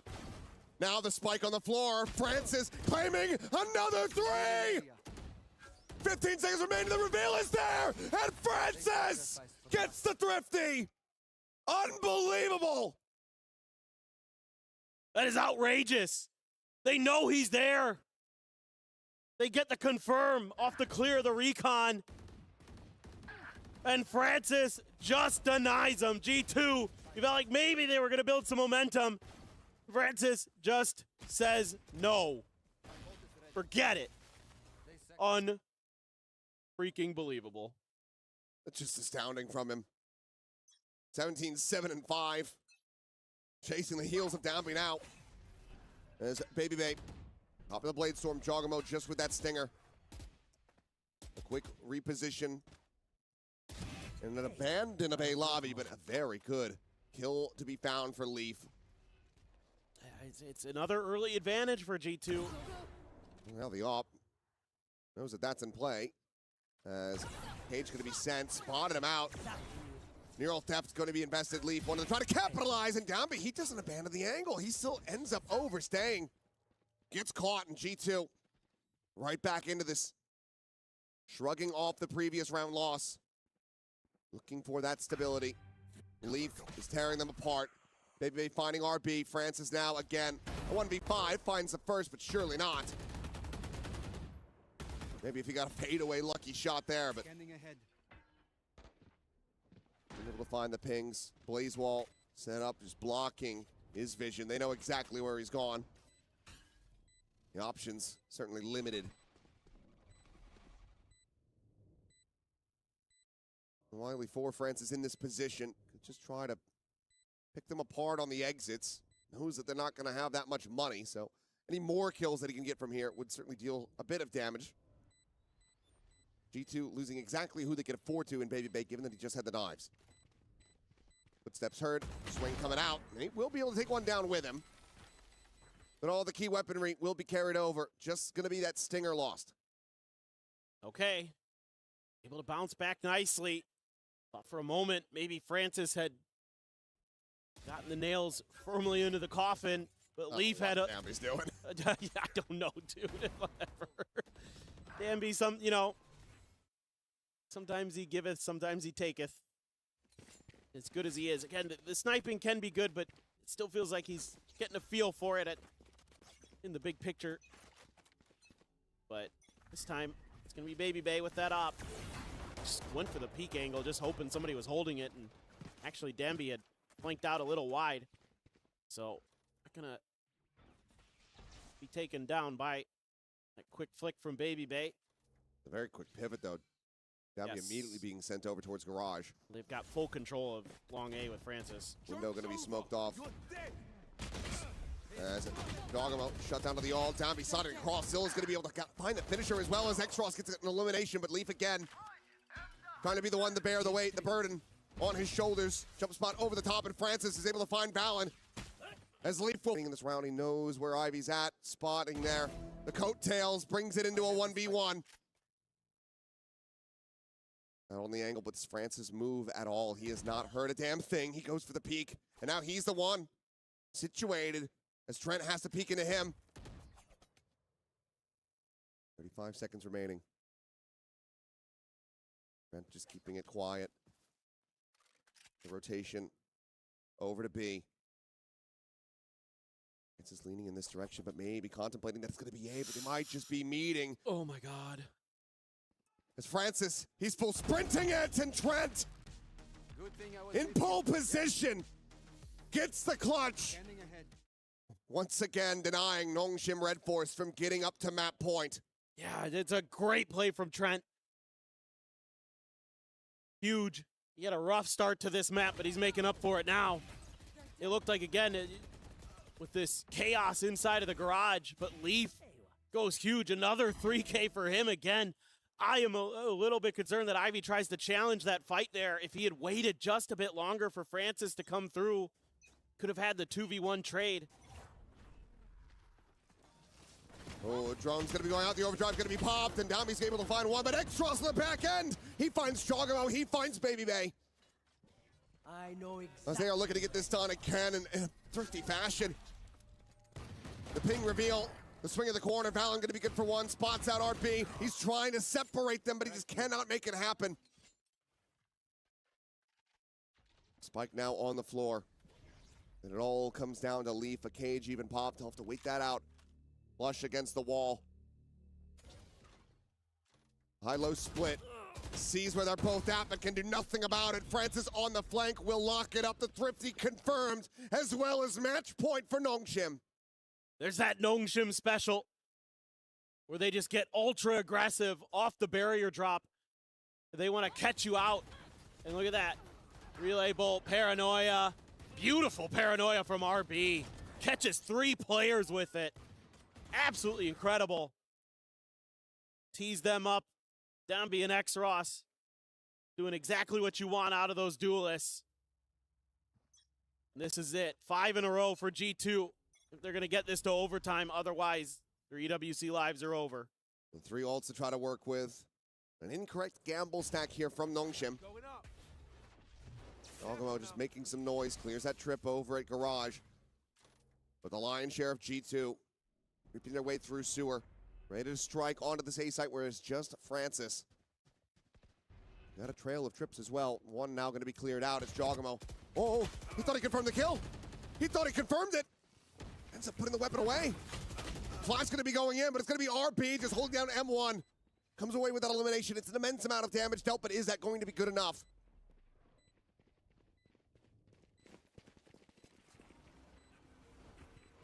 Forces gathering. Trent towards Sewer, and all right, Baby Bay will be able to finish the job. That jaw had started. Paranoia going to be going in, but Francis wins the fight. Baby Bay eliminated. Valen now dead. It's a 3v2. Leaf, no corpses to work with, no way to get that neural depth invested. Hunter's Fury going to be going in. RB, you can't body block that, son. Trent might have just saved him. The push forward, and Leaf has it with a stinger. G2, not done yet. Oh boy. Okay, finally it's G2's turn. Kind of take a round that felt like maybe they were in the disadvantageous position. You know, they lose Jog early. Okay, Baby Bay gets one, but then all of a sudden in this drop down out of heaven, they get two. But that Hunter's Fury clutch. Here we go. 4 now is the magic number for G2 just to stay alive. It's going to be a weaker buy. A couple sheriffs there for Nongshim. It's again just getting aggressive. I think this is going to be their MO here for a couple rounds to see if they can just have a trap that G2 falls into at the beginning. G2, though, once again, going to be quick scaling in towards C, even TP from Valen. Leaf intercepting, but he's not ready for that second layer, even though Ivy was the one that he had originally spotted with the cam. Weapon to be collected. Now full rifles in the hands of Nongshim. But how do they look to pilot this? I mean, Jogamo, he's hearing him. It's just going to be curveball for curveball. They look to hold each other back. Molly now on the floor. Danby held at bay for now. Until they reach this position, Ivy, it's going to be a slow approach, a slow scale from him. Jogamo able to find the one before getting traded out. Now the run it back going to be committed, but Baby Bay quick denies that. Swing in, and Trent has 2 crisp shots, and Ivy now has to retreat. No further recourse. G2 still hanging in there. 3 more rounds to go to give us yet another overtime. Got to be a timeout left for Nongshim. I don't think they've used either on this map. I They've don't been in think they control have. the entire time. I think you're right. It was both committed into the first half by G2. Yeah. I assumed they hadn't used them. Sometimes a little bit tough here, but this is crazy work from Trent. My goodness. Just so ready for that second peak. Yeah, there you go. First timeout from Nongshim. They've got 2 to work with. And a lot to talk about here. And you know, G2, just like Nongshim on their attacker side, seems unstoppable. It's always a gamble, though. You're opening up that door again for Josh RT to start getting back in, reconnecting with Valen. Giving him some more ideas on how to keep this going. Well, I think the G2 camp, my assumption is that they're going to be a little bit slow at the beginning of the rounds and then look for that opening that Nongshim's been giving them. So is Nongshim, is that going to be what, you know, Silkanon is talking about here? Like, let's see if we can use that against them by being a little bit defaulty, being really quick with the flanks. You know, don't be afraid to clear some of that Cypher util early if you get in deep and put some question marks into G2's heads. At least make them have to consider some of what's going on the map, potentially. Leaf and Jogamo sitting on their ults. RB does have the from the shadows. Francis a couple away from another Hunter's Fury. They're going absolutely crazy in some of these rounds. He's been keeping Nongshim in this thing, to be frank.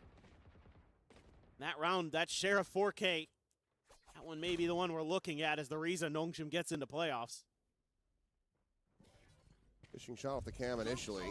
Ivy not going to be seeing much of anything quite just yet. Blazewall going to be situated, and Dambi able to snap back the ult. Jogamo denied for now. TP over, RB joining it back plat.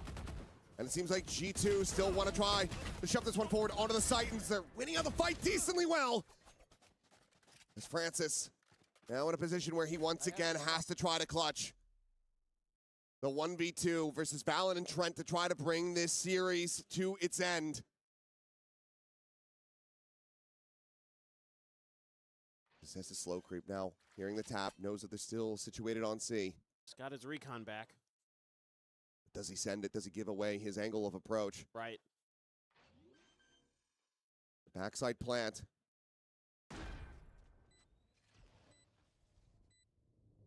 Trying to check which angle, but tag to 5 immediately. Trent That's a save. gives him the chance to just simply walk away. Not going to. He's going to get caught with util. Trent will have it. Another 3K, another round for G2. The timeout shrugged off. Suddenly, it's just 2 rounds separating us from back-to-back overtimes. I mean, the big thing here right now is the economy for Nongshim. Not good. Not great. So that means, you know, you would think that this is going to go to 12-11, and Nongshim's only going to have one more real full buy shot at this. And this time, you do not have that overdrive. No. Not even close. You do have Francis with a sheriff. That is yeah, terrifying. That's GG. Just the classic for RB. Check down towards Sewer. Drone over the top, getting the spot out. Quick backpedal. Recon will fly. He's still going to be good for 1 at least. My God. Sends out the recon. Reveal onto 1. Francis, you can't be doing it again. Flash to the corner, some spray there from Valen, but RB, he's recovered the Phantom, and suddenly it is just Trent left standing, and not for long. Nongshim, get it over the line in a thrifty fashion, 13-10. Overtime denied. G2 denied. What an absolute banger. These two teams fought tooth and nail for this. You have to be so impressed with them. And Nongshim players, that was a grind. It was grueling, but they get there. My heart breaks for G2. They come so close. It's another early exit from a global, from a tournament here this year in 2026. G2 will not be joining their other Americas teams in the playoffs. Nongshim Red Force will be the lone representative, not just from Pacific, but from the East, as they will once again look to try to find another trophy to lift here this year. But what a grueling performance for them, from losing on their map pick to going into that overtime on Sunset, barely being able to clinch it out, and then being able to withstand a G2 who looked like they were in full force in that second half of Haven. No, I know. I mean, it really felt like G2 had it in them to send it to OT there, but then Francis, his sheriff, he is not of this earth. That sheriff has been touched by God. Yeah, absolutely incredible. An absolute beast is Francis. Helps them get over the line. But overall, a fantastic performance from all of Nongshim Red Force. Every single player across the board having their moments. I mean, Danby just doing Danby things the whole way through. What a series. Hellishly entertaining. But that's it for myself and Paper Thin for today, so we'll give things back over to Degon. Thank you very much, guys. Great cast on the day, and despite that dominating 10-2 lead in the first half, G2 kept plucking away at it round by round until Nongshim finally found their grip. Maybe a sweaty grip, but eventually that grip to close it on off and book their ticket to the playoffs and prevent the full Western playoffs. It is Pacific back with some representation here and in that top 8 as we welcome back Big Time and Kukuka. Listen, sometimes you just gotta shut up and let the other person speak. And in that case, I feel like that is what I have to do with you, Big Time. People doubted after Santiago. They said they couldn't do it. They said there's no bounce back. They said there's no fight. They said Danby's not on Neon. I said that, but that's okay. And then the return happens. You see the form pick up. Even when the struggle comes in, it looks like they weren't going to win on Sunset, but they get it done in 3. They deny the comeback. Pacific haven't gone missing. We're in playoffs. One team is all we need, baby. Let's go. Agreed. That's it? That is it. That is it. Listen. No. I like the fact that this is the way that it ended, especially with how this last map went. It was already so difficult. It is the last match that we have in the entirety of the group stage. It's late. These days have been very...